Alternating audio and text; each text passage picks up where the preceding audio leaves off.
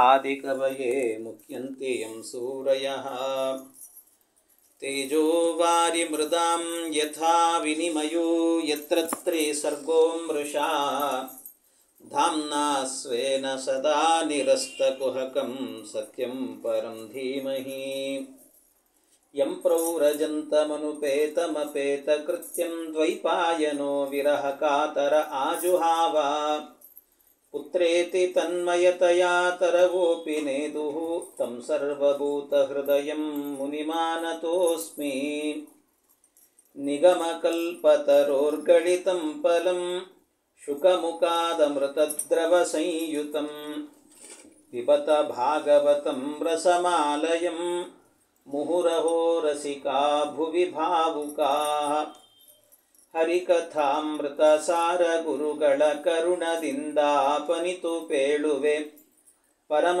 ಭಗವದ್ಭಕ್ತರಿದನಾದರದಿ ಕೇಳುವುದು. ಶ್ರೀ ಗುರುಭ್ಯೋ ನಮಃ. ಹರಿ ಓಂ ಹರಿ ಓಂ ಹರಿ ಓಂ.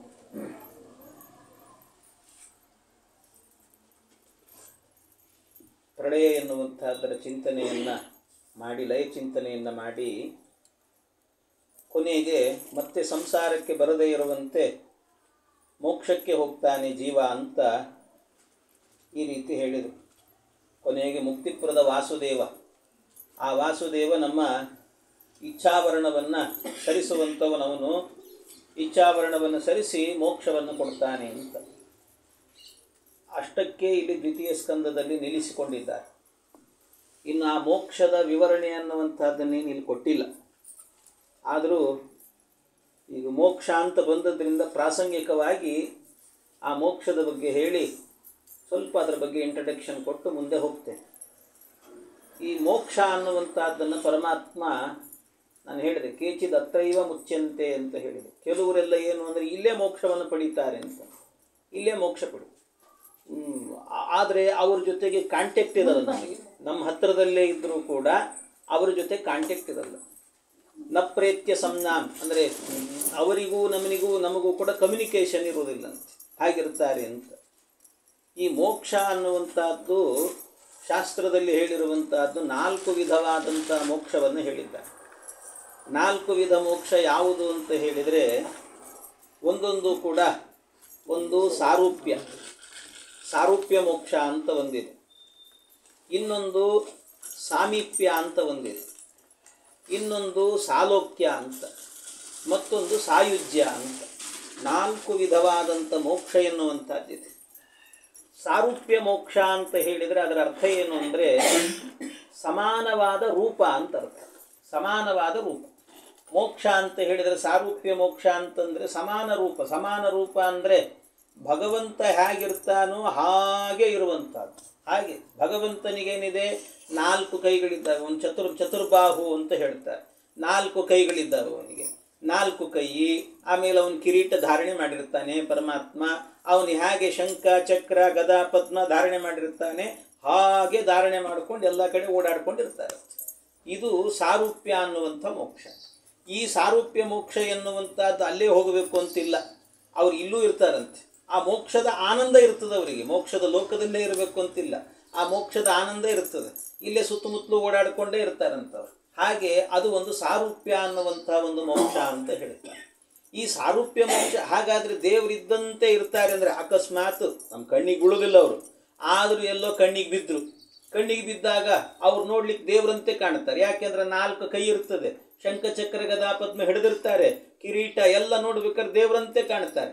ದೇವರಂತೆ ಹಾಗಾದ್ರೆ ಇವನೇ ದೇವರು ಅಂತ ಉಪಾಸನೆ ಮಾಡಿಬಿಟ್ರೆ ಅನ್ಯತಾ ಉಪಾಸನೆ ಆಗ್ತದಲ್ವಾ ಅಂದರೆ, ಅದಕ್ಕೆ ವಾದರಾಜ ಸ್ವಾಮಿಗಳು ಹೇಳುತ್ತಾರೆ, ಇಲ್ಲ, ಇದರಲ್ಲಿ ಎಲ್ಲ ಇರ್ತದೆ, ದೇವರಿಗಿರುವಂಥದ್ದು ಎಲ್ಲ ಇರ್ತದಂತೆ, ಆದರೆ 2 ಇರುವುದಿಲ್ಲ ಅಂತ ಹೇಳ್ತಾರೆ. 2 ಯಾವುದದು ಅಂದರೆ, ಒಂದು ಗರುಡ ವಾಹನತ್ವ ಇರೋದಿಲ್ಲಂತೆ, ಗರುಡ ವಾಹನ ಇರೋದಿಲ್ಲ.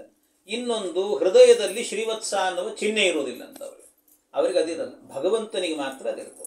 ಗರುಡ ವಾಹನ ಅನ್ನೋದಂತೂ ಗೊತ್ತೇ ಇದೆ, ಗರುಡ ದೇವರೇನೇ ವಾಹನವಾಗಿರ್ತಾರೆ. ಇನ್ನು ಶ್ರೀವತ್ಸ ಅನ್ನುವಂಥ ಚಿಹ್ನೆ ಎದೆಯಲ್ಲಿರುತ್ತದೆ, ಅದನ್ನಂತೂ ಮುಂದೆ ದಶಮಸ್ಕಂದದಲ್ಲಿ ಬರ್ತದೆ. ಅವನೊಬ್ಬ ಪೌಂಡ್ರಕ್ಕ, ಅವನೊಬ್ಬ ವಾಸುದೇವ ಅಂತ ಹೆಸರಿಟ್ಟುಕೊಂಡು ನಾನೇ ದೇವರು ಅಂತ ಹೇಳಿಕೊಂಡು ಕಡೆಗೆ ಅವನಿಗೇನು ಅಂತಂದರೆ ಎದೆಯಲ್ಲಿ ಶ್ರೀವತ್ಸ ಚಿಹ್ನೆ ಇಲ್ಲಲ್ಲೋ ಅಂತ ಹೇಳಿದರೆ ಒಂದು ಕೊಳ್ಳಿ ತೊಗೊಂಡ್ಬಿಟ್ಟು ಎದೆ ಚುಚ್ಕೊಂಡ್ಬಿಟ್ನಂತದ, ಹಾಗೆಲ್ಲ ಮಾಡಿಕೊಂಡ. ಆದ್ದರಿಂದ ಆ ಚಿಹ್ನೆ ಎನ್ನುವಂಥದ್ದು ಎಲ್ರಿಗೂ ಬರೋದಿಲ್ಲ. ಶ್ರೀವತ್ಸ ಚಿಹ್ನೆ ಅಂತ ಹೇಳುತ್ತಾರೆ. ಏನು ಈ ಶ್ರೀವತ್ಸ ಚಿಹ್ನೆ ಅಂತ ಹೇಳಿದರೆ, ಶ್ರೀವತ್ಸ ಚಿಹ್ನೆ ಅಂದರೆ ಅದೇನೋ ಒಂದು ಚಕ್ರದಂತೆ ಇದೆ ಅಥವಾ ಇನ್ನೇನೋ ಹಂಗೆ ತಿಳ್ಕೊಬೇಡ್ರಿ. ಮತ್ತೆ ಶ್ರೀವತ್ಸ ಚಿಹ್ನೆ ಅಂದರೆ ಬೇರೆ ಏನಲ್ಲ. ಅದು ಶ್ರೀವತ್ಸ ಚಿಹ್ನೆ ಅಂತಂದರೆ ಭಗವಂತ ಏನು ಮಾಡಿದ್ದಾನಂತೆ, ನಿಮಗೆಲ್ಲ ಶ್ರೀನಿವಾಸ ಕಲ್ಯಾಣ ಕೇಳಿರ್ತೀರಿ ನೀವು. ಶ್ರೀನಿವಾಸ ಕಲ್ಯಾಣದಲ್ಲಿ ಹೇಳುವಾಗ ಒಮ್ಮೆ ಭೃಗು ಮಹರ್ಷಿಗಳೇನು ಮಾಡ್ತಾರಂತೆ, ಎಲ್ಲ ಕಡೆಯಲ್ಲೂ ಕೂಡ ಸಂಚಾರ ಮಾಡಿಕೊಂಡು ಯಾರಿಗೆ ಸಮರ್ಪಣೆ ಮಾಡಬೇಕು, ಕರ್ಮ ಸಮರ್ಪಣೆಯನ್ನು ಯಾರಿಗೆ ಮಾಡಬೇಕು ಅಂತ, ಕೃಷ್ಣಾರ್ಪಣ ಅನ್ನಬೇಕು, ಶಿವಾರ್ಪಣ ಅನ್ನಬೇಕು, ಬ್ರಹ್ಮಾರ್ಪಣ ಅನ್ನಬೇಕು ಅಂತ ಹೋಗಿ ಏನು ಮಾಡಿದ್ರು ಅವರು, ಕೊನೆಗೆ ಎಲ್ಲ ಕಡೆ ಹೋದರು, ಭಗವಂತನ ಹತ್ರಕ್ಕೆ ಹೋದರು. ಭಗವಂತ ಗಮನಿಸ್ತಿಲ್ಲ, ಸಿಟ್ಟು ಬಂತು, ಹೋಗಿ ಜಾಡಿಸಿ ಎದೆಗೆ ಒದ್ದುಬಿಟ್ರಂತ ಅನ್ಸತ್ತೆ. ಭಗವಂತನ ಎದೆಗೆ ಒದ್ರು. ಆ ಭಗವಂತನ ಎದೆಗೆ ಆ ಬ್ರಾಹ್ಮಣರು ಹೋಗಿ ಒದ್ರಲ್ಲ, ಅವರು ಒದ್ದಾಗ ಏನು ಮಾಡಿದ, ಆ ಪಾದಕ್ಕೆ ಪಾದ ಪೂಜೆ ಮಾಡಿ ಕಳಿಸಿದ. ಮತ್ತೆ ಇಷ್ಟು ಸಾಕಾಗಲಿಲ್ಲ ಅಂತ ಬ್ರಾಹ್ಮಣರ ಪಾದ ಎಲ್ಲೆಲ್ಲೋ ಅಲ್ಲ ಇರೋದು, ನನ್ನ ಹೃದಯದಲ್ಲೇ ಇರಲಿ ಅಂತ ಆ ಬ್ರಾಹ್ಮಣನ ಪಾದವನ್ನು ಹೊತ್ತಿದ್ದಾನಲ್ಲ, ಆ ಚಿಹ್ನೆನೇ ಶ್ರೀವತ್ಸ ಚಿಹ್ನೆ ಅಂತ ಕರೆಯೋದಷ್ಟೆ. ಅದೇ ಚಿಹ್ನೆ ಅಂದರೆ ಬ್ರಾಹ್ಮಣರ ಪಾದವನ್ನು ಎಷ್ಟು ಮೆರೆಸ್ತಾನೆ ಭಗವಂತ ಅನ್ನೋದಕ್ಕೆ, ಬ್ರಾಹ್ಮಣರ ಬಗ್ಗೆ ಎಷ್ಟು ಪ್ರೀತಿ ಅವನಿಗೆ, ವಾತ್ಸಲ್ಯ ಅಂತ ಅರ್ಥ ಮಾಡಿಕೊಳ್ಳಿ. ಹಾಗೆ ಅದನ್ನು ಶ್ರೀವತ್ಸ ಚಿಹ್ನೆ ಅದು ಇರೋದಿಲ್ಲಂತೆ, ಅದು ಇರೋದಿಲ್ಲ. ಹಾಗಾಗಿ ಇಂಥ ಒಂದು ವಿಚಿತ್ರವಾದದ್ದು ಇದು ಸಾರೂಪ್ಯ ಮೋಕ್ಷ ಅಂತ ಕರೀತಾರೆ. ಇನ್ನೊಂದು ಮೋಕ್ಷ ಇದೆ, ಅದು ಏನು ಅಂತಂದರೆ ಸಾಮೀಪ್ಯ ಅಂತ. ಸಾಮೀಪ್ಯ ಅಂತ ಹೇಳಿದರೆ ಅದು ಭಗವಂತನ ಲೋಕದ ಹತ್ತಿರದಲ್ಲೇ ಇರುವಂಥದ್ದು. ಭಗವಂತನ ಲೋಕ ಅಂದರೆ ಭಗವಂತನ ಲೋಕ ಅಂತ ಹೇಳಿದರೆ ಅದು ಹೇಗಿರುತ್ತದೆ ಅಂತಂದರೆ, ಮೋಕ್ಷ ಅನ್ನುವಂಥ ಲೋಕ ಹೇಗಿರ್ತದೆ ಅಂದರೆ, ಮೇಲೆ ಹೋಗಬೇಕಂತೆ. ಮೇಲೆ ಹೋದಾಗ ಆ ವೈಕುಂಠ ಅನ್ನುವ ಲೋಕ ಇದೆಯಲ್ಲ, ವೈಕುಂಠ ಲೋಕದ ಒಳಗೊಳಗೆ ಹೋದಾಗೆ ಒಳಗೆ ಹೋಗ್ತಾ ಇದ್ದಂತೆ, ಅಂದರೆ ಅದು ಹೇಗಿರುತ್ತದೆ ಅಂದರೆ ಕಲ್ಪನೆ ಬರಬೇಕು, ಚಚ್ಚೌಕಾಕಾರದಲ್ಲಿ ಇರ್ತದೆ ಆ ಮೋಕ್ಷ ಎನ್ನುವಂಥದ್ದು. ಚಚ್ಚೌಕಾಕಾರ, ಆ ಚಚ್ಚೌಕಾಕಾರದಲ್ಲಿರುವಾಗ ಒಳಗಡೆ ಭಗವಂತ ಇರ್ತಾನೆ. ಹಾಗೆ ನಮ್ಮ ತಿರುಪತಿ ಇದೆಯಲ್ವ, ಅದಕ್ಕೆ 7 ಪ್ರಾಕಾರಗಳಿರ್ತವೆ, ಒಳಗೊಂದು ಒಳಗೊಂದು ಒಳಗೊಂದು ಅಂತ ಪ್ರಾಕಾರ. ಹಾಗೆ ಇಲ್ಲೂ 7 ಪ್ರಾಕಾರ ಇರ್ತದಂತೆ. ಆ 7 ಪ್ರಾಕಾರಗಳಲ್ಲಿ ಕೊನೆಯ ಪ್ರಾಕಾರ ಏನಿದೆ ಒಳಗೆ ಹೋದಾಗ ಅದು ಮೊದಲು, ನಿಜವಾಗಲೂ ಕೂಡ ನಮಗೆ ಇಲ್ಲಿಂದ ಹೋಗೋರಿಗೆ ಅದು ಕೊನೆಯದಾಗ್ತದೆ. ಹಾಗೆ ಆ ಪ್ರಾಕಾರ ಏನಿದೆ, ಆ ಪ್ರಾಕಾರದ ಸುತ್ತಲೂ ಕೂಡ ಒಂದು ನದಿ ಹರಿತಿರ್ತದಂತೆ, ಪರಿಘ ಅಂತ ಹೇಳ್ತಾರೆ, ಅದಕ್ಕೆ ಕಂಡುಕೊಂಡು ಹರಿತಾ ಇರ್ತದೆ. ಅದಕ್ಕೆ ವಿರಜಾ ನದಿ ಅಂತ ಹೆಸರು. ಆ ವಿರಜಾ ನದಿ ಏನಿದೆಯಲ್ಲ, ಅಲ್ಲಿ ಆ ಕಡೆಗೆ ಇರುವಂಥ ಲೋಕ ಏನಿದೆ ಅದಕ್ಕೆ ಅಯೋಧ್ಯ ಪಟ್ಟಣ ಅಂತ ಹೆಸರು. ಇಲ್ಲಿರೋ ಅಯೋಧ್ಯ ಅಲ್ಲ, ಮತ್ತೆ ಇಲ್ಲಿ ಗಲಾಟೆ ಇರ್ತದೆ, ಅಲ್ಲಿ ಗಲಾಟೆ ಇಲ್ಲ, ಅದು ಮೋಕ್ಷ, ಅದು ಭಗವಂತನ ಲೋಕ. ಆ ಲೋಕ ಏನಿದೆ ಅಲ್ವಾ, ಆ ಲೋಕದ ಹತ್ತಿರದಲ್ಲೇನೆ, ಅಲ್ಲೇ ಹತ್ತಿರದಲ್ಲಿ ಸಮೀಪದಲ್ಲೇ ವಾಸ ಮಾಡ್ಕೊಂಡಿರೋದು. ಅಂದರೆ ದೂರದಲ್ಲಿ ಭಗವಂತ ಕಾಣಿಸ್ತಿರ್ತಾನಂತೆ. ಆ ಸಮೀಪದಲ್ಲಿ ಇರುವಂಥ ಏನು ಮೋಕ್ಷ ಇದೆಯಲ್ವ, ಇದಕ್ಕೆ ಸಾಮೀಪ್ಯ ಅಂತ ಕರೀತಾರೆ. ಸಾಮೀಪ್ಯ ಮೋಕ್ಷ ಅಂತ. ಇನ್ನೊಂದೇನು ಅಂದರೆ ಸಾಲೋಕ್ಯ ಅಂತ ಹೇಳಿದರೆ ಅದು ಹೇಗೆ ಅಂತಂದರೆ, ಭಗವಂತ ಯಾವ ಲೋಕದಲ್ಲಿರ್ತಾನೋ ಅವನ ಪಕ್ಕದಲ್ಲೇ ಓಡಾಡ್ಕೊಂಡಿರೋದು, ಸಮಾನವಾದ ಲೋಕ ಅಂತ, ಸಮಾನ ಲೋಕ, ಅವನ ಪಕ್ಕದಲ್ಲೇ ಓಡಾಡ್ಕೊಂಡಿರೋದು. ಹಾಗಿರುವಂಥದ್ದು ಏನಿದೆಯಲ್ಲ, ಇದನ್ನು ಸಾಲೋಕ್ಯ ಮೋಕ್ಷ ಅಂತ ಕರೀತಾರೆ. ಇನ್ನೊಂದು ಸಾಯುಜ್ಯ ಅಂತಿದೆ. ಸಾಯುಜ್ಯ ಮೋಕ್ಷ ಅಂತ ಹೇಳಿದರೆ ಸಾಮಾನ್ಯ ಇದೆಲ್ಲವೂ ಕೂಡ ಏನು ಅಂತಂದರೆ, ಯಾರು ಅತ್ಯಂತ ಹರಿಭಕ್ತರಾಗಿರ್ತಾರೆ ಮತ್ತು ದೇವತೆಗಳಿರ್ತಾರೆ ಅವರು ಮಾತ್ರ ಪಡೆಯುವಂತಹ ಒಂದು ಮೋಕ್ಷ ಇದು ಸಾಯುಜ್ಯ ಅಂತ. ಸಾಯುಜ್ಯ ಅಂದರೆ ಭಗವಂತನ ಅವಯವದಲ್ಲೇ ಹೋಗಿ ವಾಸ ಮಾಡೋರು. ಭಗವಂತನ ಪಾದ ಇದೆ, ಅಲ್ಲೇ ವಾಸ, ಅವರಿಗೆ ಅಲ್ಲೇ ವಾಸ. ಕಣ್ಣಿದೆ, ಕಣ್ಣಲ್ಲೇ ವಾಸ. ಈ ಸೂರ್ಯ ಇದ್ದಾನಲ್ಲ, ಸೂರ್ಯ ಆಗಬೇಕಾದ್ರೆ ಕೊನೆಗೆ ಎಲ್ಲಿ ಅವನಿಗೆ ಮೋಕ್ಷ ಆಗೋದಿಲ್ಲ ಅಂದರೆ ಭಗವಂತನ ಕಣ್ಣಲ್ಲೇ ಮೋಕ್ಷ ಅಂತ. ಯಾಕೆಂದರೆ ಕಣ್ಣಿನ ಅಭಿಮಾನಿ ಅಂತ. ಚಂದ್ರ ಅವನು ಕಿವಿ ಆದ್ರಿಂದಾಗಿ, ಕಿವಿಯ ಅಭಿಮಾನಿ ಆದ್ರಿಂದಾಗಿ ಕಿವಿಯಲ್ಲೇ ಮೋಕ್ಷ ಅಂತ. ಹೀಗೆ ಒಬ್ಬೊಬ್ಬರಿಗೆ ಒಂದೊಂದು ರೀತಿಯಾದಂಥ ಮೋಕ್ಷ ಎನ್ನುವಂಥದ್ದಾಗತ್ತೆ ಅಂತ. ಹೀಗೆ ಇದು ಒಂದೊಂದು ಸಾರೂಪ್ಯ, ಸಾಮೀಪ್ಯ, ಸಾಲೋಕ್ಯ, ಸಾಯುಜ್ಯ ಅಂತ. ಅದರಲ್ಲಿ ಅತ್ಯಂತ ಹರಿಭಕ್ತರಾಗಿರುವಂಥ ವ್ಯಕ್ತಿಗಳು ಭಗವಂತನ ಪಾದ ಸೇರುತ್ತಾರೆ. ಈ ಭಾಗವತವನ್ನು ಶ್ರವಣ ಮಾಡಿದಂಥ ಏನು ಪರೀಕ್ಷಿನ್ ಮಹಾರಾಜರಿದ್ದಾರೆ, ಅವರು ಕೂಡ ಕೊನೆಗೆ ಹೋದದ್ದೆಲ್ಲಿ ಅಂದರೆ ಭೇಜೇ ಖಗೇಂದ್ರ ಧ್ವಜ ಪಾದಮೂಲವನ್ನು ಹೋಗಿ ಸೇರಿದ. ಅಂದರೆ ಅವನಿಗೆ ಸಾಯುಜ್ಯ ಮೋಕ್ಷ ಸಿಕ್ತು ಅಂತ ಅಭಿಪ್ರಾಯ ಅಂತ. ಹೀಗೆ 4 ವಿಧವಾದಂಥ ಮೋಕ್ಷ. ಅಲ್ಲಿಗೆ ಹೋದವರು ಮತ್ತು ವಾಪಸ್ ಬರೋದಿಲ್ಲ ಅಂತ ಇಷ್ಟು ವಿವರಣೆಯನ್ನು ಕೂಡ ಇಲ್ಲಿ ಕೊಟ್ಟಿದ್ದಾರೆ. ಇದು ಆದ ಮೇಲೆ ಮುಂದೆ ಭಾಗವತದಲ್ಲಿ ನಿರೂಪಣೆ ಮಾಡ್ತಾ ಇದ್ದಾರೆ. ಇದರಲ್ಲಿ ಅವರು ಶುಕಾಚಾರ್ಯರು ಹೇಳ್ತಾ, ಇಷ್ಟೆಲ್ಲ ನಾನು ನಿರೂಪಣೆ ಮಾಡ್ತಾ ಇದ್ದೀನಲ್ಲ, ನಕ್ಯತೋನ್ಯ ಶಿವಪ್ಪಂತ ವಿಶ್ರುತ ಸಂಸ್ಕೃತಾವಿವ ವಾಸುದೇವೇ ಭಗವತಿ ಭಕ್ತಿಯೋಗೋ ಯಥೋ ಭವೇತು ಅಂತ. ಕಲಿಯುಗದಲ್ಲಿ ವಾಸುದೇವನಲ್ಲಿ ಭಕ್ತಿಯನ್ನು ಉಂಟು ಮಾಡುವಂಥ ಏನು ಭಾಗವತ ಪುರಾಣ ಇದೆಯಲ್ಲ, ವಾಸುದೇವೇ ಭಗವತಿ ಭಕ್ತಿಯೋಗೋ ಯಥೋ ಭವೇತು, ಯಾವ ಭಾಗವತವನ್ನು ಕೇಳೋದ್ರಿಂದಾಗಿ ನಮಗೆ ಆ ಭಕ್ತಿ ಎನ್ನುವಂಥದ್ದು ಹುಟ್ಟುತ್ತಲ್ಲ, ಅಂಥ ಭಾಗವತಕ್ಕೆ ಸಾಟಿಯಾದ ಗ್ರಂಥ ಕಲಿಯುಗದಲ್ಲಿ ಮತ್ತೊಂದಿಲ್ಲ ಅಂತ ಹೇಳ್ತಾರೆ. ಇಷ್ಟೆಲ್ಲ ಹೇಳಿ ಇದನ್ನೆಲ್ಲ ಭಾಗವತ ಹೇಳ್ತಾ ಇದೆ. ಆ ಭಕ್ತಿಯನ್ನು ಹುಟ್ಟಿಸುವಂಥ ಏನು ಗ್ರಂಥ ಇದೆಯಲ್ಲ, ಆ ಗ್ರಂಥ ಭಾಗವತ, ಅದಕ್ಕೆ ಸಾಟಿಯಾದಂಥ ಗ್ರಂಥ ಇನ್ನೊಂದಿಲ್ಲ. ಈ ಗ್ರಂಥವನ್ನು ಬರೆದು ನಮಗೆಲ್ಲ ಅನುಗ್ರಹ ಮಾಡಿದಂಥ ಮಹಾತ್ಮರು ಯಾರು ಅಂದರೆ ಭಗವಾನ್ ಬ್ರಹ್ಮಕಾರ್ ಸ್ನೇನಾತ್ ಅತ್ರಿರನ್ವೀಕ್ಷ ಮನೀಕ್ಷಯ ತದ್ದಿಹ್ಯಪಶ್ಯತ್ ಕೂಟಸ್ಥೆ ರತಿರಾತ್ಮನ್ ಯಥೋ ಭವೇತ್. ಇದನ್ನು ಸಾಕ್ಷಾತ್ ಭಗವಾನ್ ವೇದವ್ಯಾಸ ದೇವರೇನೇ ಇದನ್ನು ಬರೆದಿರುವಂತಹದ್ದು. ಅದು ಹೇಗೆ ಅಂದರೆ ತ್ರಿಹಿ ಅನ್ವೀಕ್ಷ ಮನೀಷಯ ಅಂತ ಹೇಳ್ತಾರೆ. 3 ವೇದಗಳನ್ನು ಕೂಡ ಆಲೋಚನೆ ಮಾಡಿದ್ರಂತೆ, 3 ಬಾರಿ ಆಲೋಚನೆ ಮಾಡಿದ್ರಂತೆ, 3 ಬಾರಿ ಅವಲೋಕನ ಮಾಡಿ ಎಲ್ಲವನ್ನು ಕೂಡ ಆಲೋಚನೆ ಮಾಡಿ ಎಲ್ಲವನ್ನು ತಿರುಳನ್ನೆಲ್ಲ ತೆಗೆದು ಶ್ರೀಮದ್ ಭಾಗವತವನ್ನು ರಚನೆ ಮಾಡಿದರು ಅಂತ ಹೇಳ್ತಾರೆ. ಅಂದ್ರೆ ಏನು ಅಭಿಪ್ರಾಯ? ಹಾಗಾದರೆ ವೇದ ಓದೋಕ್ಕಿಂತ ಮೊದಲು ವೇದವ್ಯಾಸ ದೇವರಿಗೆ ಈ ಜ್ಞಾನ ಇರಲಿಲ್ಲ ಹಾಗಾದ್ರೆ? 3 ಸರ್ತಿ ವೇದಾಧ್ಯಯನ ಮಾಡಿ ಎಲ್ಲೆಲ್ಲಿ ಏನೇನು ಹೇಳಬೇಕು ಅನ್ನೋ ಅಂಶಗಳನ್ನೆಲ್ಲ ತಗೊಂಡು ಆಮೇಲೆ ಭಾಗವತ ರಚನೆ ಮಾಡಿದ್ರು ಅಂದ್ರೆ ಏನರ್ಥ? ಹಾಗಾದ್ರೆ ಮೊದಲು ವೇದವ್ಯಾಸ ದೇವರಿಗೆ ಆ ಜ್ಞಾನ ಇರಲಿಲ್ಲ, ವೇದ ಓದಿ ಬಂತು ಅಂತ ಅರ್ಥನ? ಹಾಗರ್ಥ ಅಲ್ಲ. ಇದಕ್ಕೆಲ್ಲ ಏನು ಅಂದರೆ ಒಂದು ಬ್ರಹ್ಮತರ್ಕ ಅನ್ನೋ ಒಂದು ಗ್ರಂಥ ಇದೆ, ಅಲ್ಲಿ ಹೇಳಿದ್ದಾರೆ ಅಂತ ಮಧ್ವಾಚಾರ್ಯ ಹೇಳುತ್ತಾರೆ. ಏನು ಅಭಿಪ್ರಾಯ ಅಂತ ಹೇಳಿದರೆ, ಇದರಿಂದಾಗಿ 3 ಬಾರಿ ಅವಲೋಕನ ಮಾಡಿದ್ರು ಅಂತಂದರೆ ಅರ್ಥ ಏನು ಅಂದರೆ ವೇದವ್ಯಾಸ ದೇವರಿಗೂ ಕೂಡ ಜ್ಞಾನ ಇರಲಿಲ್ಲ ಅನ್ನುವ ತಿಳುವಳಿಕೆ ದೈತ್ಯರಿಗೆ ಬರಲಿ ಅನ್ನೋದಕ್ಕೋಸ್ಕರ ಹೀಗೆ ಹೇಳಿದ್ದಷ್ಟೇ ಭಾಗವತದಲ್ಲಿ. ವೇದವ್ಯಾಸ ದೇವರಿಗೆಲ್ಲ ತಿಳುವಳಿಕೆ ಇತ್ತು, ಆದರೂ ಕೆಲವರು ಇರ್ತಾರೆ, ದುಷ್ಟರು ಇರ್ತಾರೆ, ಅವರಿಗೆಲ್ಲ ಈ ಜ್ಞಾನ ಬರಬಾರದು. ಅವರಿಗೆ ವೇದವ್ಯಾಸ ದೇವರು ಸರ್ವಜ್ಞರು ಅನ್ನುವ ಜ್ಞಾನ ಬರಬಾರ್ದು, ಹರಿಸರ್ವೋತ್ತಮತ್ವ ಜ್ಞಾನ ಅವರಿಗೆ ಬರಬಾರದು. ಅದಕ್ಕೋಸ್ಕರವಾಗಿ ಅವರಿಗೂ ಕೂಡ ಒಂದು ಸರ್ತಿ ಆಲೋಚನೆ ಮಾಡಿದರು ಅಂತ ಹೇಳಿದಾಗ ದೈತ್ಯರೆಲ್ಲರೂ ಕೂಡ ಅದರಲ್ಲಿ ಭ್ರಮೆಗೊಳಗಾಗ್ತಾರೆ ಅನ್ನೋದಕ್ಕೋಸ್ಕರವಾಗಿ ಹೀಗೆ ಹೇಳಿದ್ದು ಅಂತ ತಿಳ್ಕೊಳ್ಬೇಕು ಅಂತ ಹೇಳ್ತಾರೆ. ಹೀಗೆ ಈ ರೀತಿಯಲ್ಲಿ ಪರಮಾತ್ಮನನ್ನು ತಿಳಿಯಬೇಕು ಅಂತ. ತಸ್ಮಾತ್ ಸರ್ವಾತ್ಮನ ರಾಜನ್ ಹರಿ ಸರ್ವತ್ರ ಸರ್ವದಾ ಶ್ರುತವ್ಯ ಕೀರ್ತಿತವ್ಯಶ್ಚ ಸ್ಮರ್ತವ್ಯೋ ಭಗವಾನ್ ನೃಣಾಂ. ಆದ್ದರಿಂದ ಭಗವಂತನನ್ನು ತಿಳಿಸುವಂಥ ಏನು ಕಥೆ ಇದೆಯಲ್ಲ, ಭಾಗವತದ ಮೂಲಕವಾಗಿ ಹರಿಯ ಮಹಿಮೆಗಳನ್ನು ಹೇಳ್ತಾರಂತೆ. ಅದರಿಂದ ಅದನ್ನು ಯಾವಾಗಲೂ ಕೂಡ ಏನು ಮಾಡಬೇಕು? ಭಾಗವತವನ್ನು ಅಂದರೆ ಹೇಳಬೇಕಂತೆ, ಸ್ಮರಣೆ ಮಾಡಬೇಕಂತೆ. ಭಾಗವತ ಅಂತಂದರೆ ನಮಗಾಯಿತು ಅಂತಾದರೆ ಹೇಳಬೇಕು, ಇಲ್ಲ ಅಂತಾದರೆ ಮತ್ತೆ ಏನೇನೋ ಹೇಳಲಿಕ್ಕೆ ಹೋಗಬಾರದು, ಅದು ಸಮಸ್ಯೆ. ಆಮೇಲೆ ಭಾಗವತ ಹೇಳಿದೆ ಅಂತ ಅನ್ಕೊಂಡ್ಬಿಟ್ಟು ತಾವೇ ಹೇಳಿಬಿಡೋದು, ಆ ರೀತಿ ಆಗಬಾರದು. ಮತ್ತೆ ಆದ್ದರಿಂದಾಗಿ ಏನು ಮಾಡಬೇಕಂತೆ? ಒಳ್ಳೆ ಜ್ಞಾನಿಗಳಿಂದ ಕೇಳಬೇಕು ಅಂತ ಹೇಳ್ತಾರೆ. ಕೇಳಬೇಕು, ನಿರಂತರ ಕೇಳಬೇಕಂತ. ಕೇಳೋದು ಅಂತಂದರೆ ಹ್ಯಾಕೆ ಕೇಳಿರಬೇಕು ಅಂತಂದರೆ, ಹೇಳುವಷ್ಟರ ಮಟ್ಟಿಗೆ ಕೇಳಬೇಕು ಅಂತ ಹೇಳ್ತಾರೆ. ಹೇಳುವಷ್ಟರ ಮಟ್ಟಿಗೆ ಕೆಲವೊಬ್ಬರಿಗೆಲ್ಲ ಹೇಳ್ತಿರ್ತಾರೆ, ಕೆಲವರು ಜೀವನದಲ್ಲಿ ಹೆಂಗೆ ಬೇಕು ಹಂಗೆ ಬದುಕ್ತಿರ್ತಾರಲ್ಲ, ಅವರಿಗೆಲ್ಲ ಏನೋ ನಿನಗೆ ಹೇಳೋರು ಕೇಳೋರಿಲ್ವಾ ಅಂತಿರ್ತಾರೆ.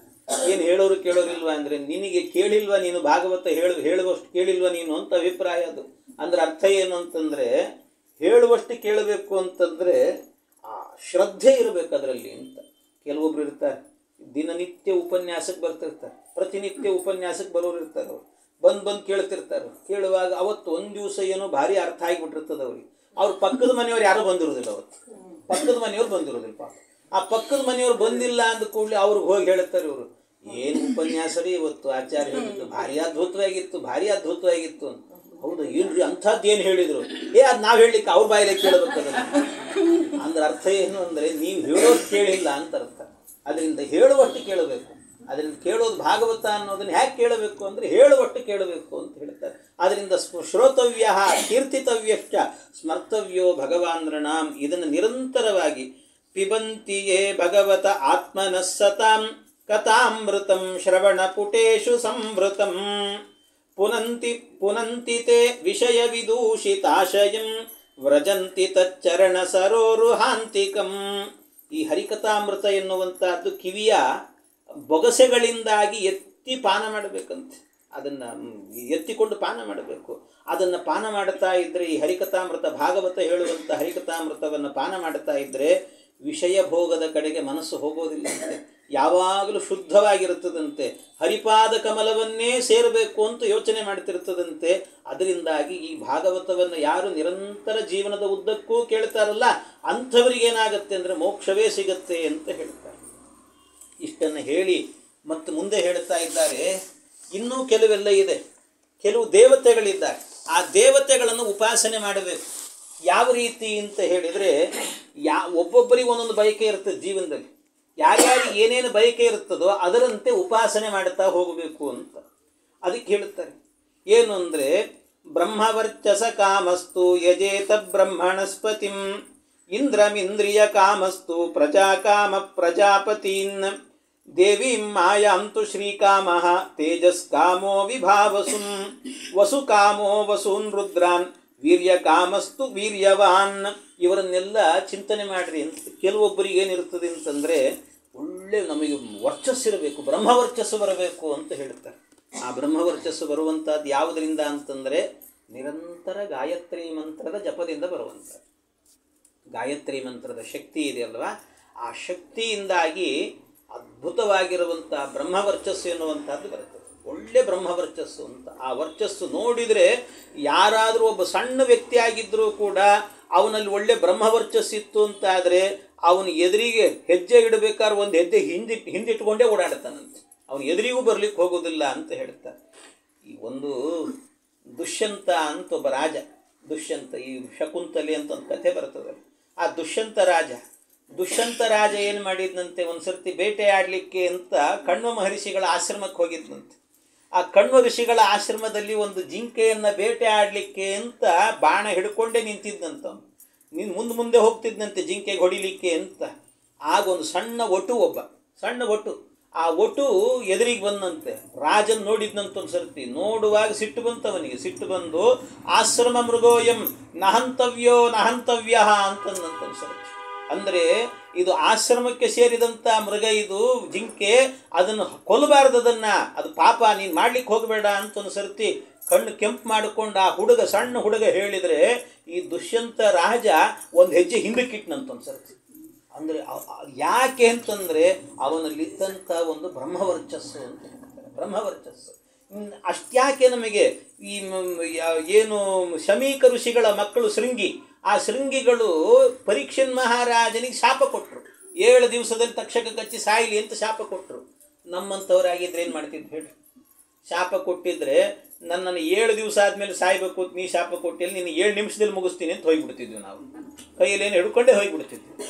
ಆದರೆ ಈ ಪರೀಕ್ಷಿತನಿಗೆ ಶಾಪ ಕೊಟ್ಟರೂ ಕೂಡ ಅವನು ಹೋಗಲಿಕ್ಕೆ ಅವನಿಗೆ ಅಷ್ಟು ಧೈರ್ಯ ಬರಲಿಲ್ಲ. ಅವನಿಗೆ ಹೋಗಿ ಹೊಡೆದು ಬಿಡೋಣ ತಿರುಗಿ ಅಂತ. ಮತ್ತು ಅಂಥ ವ್ಯಕ್ತಿತ್ವವೂ ಇರಲಿಲ್ಲ ಅನ್ನೋದು ಇರಲಿ, ಆದರೆ ಆ ಧೈರ್ಯ ಮಾಡಲಿಕ್ಕೆ ಹೋಗಲಿಲ್ಲ. ಯಾಕೆ ಅಂತಂದರೆ ಆ ಶೃಂಗಿಯಲ್ಲಿ ಇದ್ದಂಥ ಒಂದು ಬ್ರಹ್ಮವರ್ಚಸ್ಸು ಅಂತ ಹೇಳ್ತಾರೆ. ಬ್ರಹ್ಮವರ್ಚಸ್ಸು, ಆ ವರ್ಚಸ್ಸು ಎನ್ನುವಂತಹದ್ದೇನೆ ಅಂಥದ್ದು ಅಂತ ಹೇಳ್ತಾರೆ. ಗಾಯತ್ರಿ ಮಂತ್ರದಿಂದ ಬರ್ತದಂತೆ. ಹಾಗೆ ಇಲ್ಲೂ ಹೇಳ್ತಾರೆ ಏನು ಅಂತಂದರೆ, ಈ ವೇದಾಧ್ಯಯನದ ವರ್ಚಸ್ಸು ಬರಬೇಕು ಅಂತ ಅಂದರೆ, ಇದು ಬ್ರಹ್ಮವರ್ಚಸ್ಸು ಎನ್ನುವಂಥದ್ದು ಬರಬೇಕು ಅಂತ ಆದರೆ ಅದಕ್ಕೇನು ಮಾಡಬೇಕಂತೆ, ವಾಯುದೇವರನ್ನು ಉಪಾಸನೆ ಮಾಡಬೇಕು ಅಂತ ಹೇಳ್ತಾರೆ. ಬ್ರಹ್ಮವರ್ಚಸ ಕಾಮಸ್ತು ಯಜೇತ ಬ್ರಹ್ಮಣಸ್ಪತಿಂ, ಅದಕ್ಕೆ ವಾಯುದೇವರನ್ನು ಉಪಾಸನೆ ಮಾಡಬೇಕಂತೆ.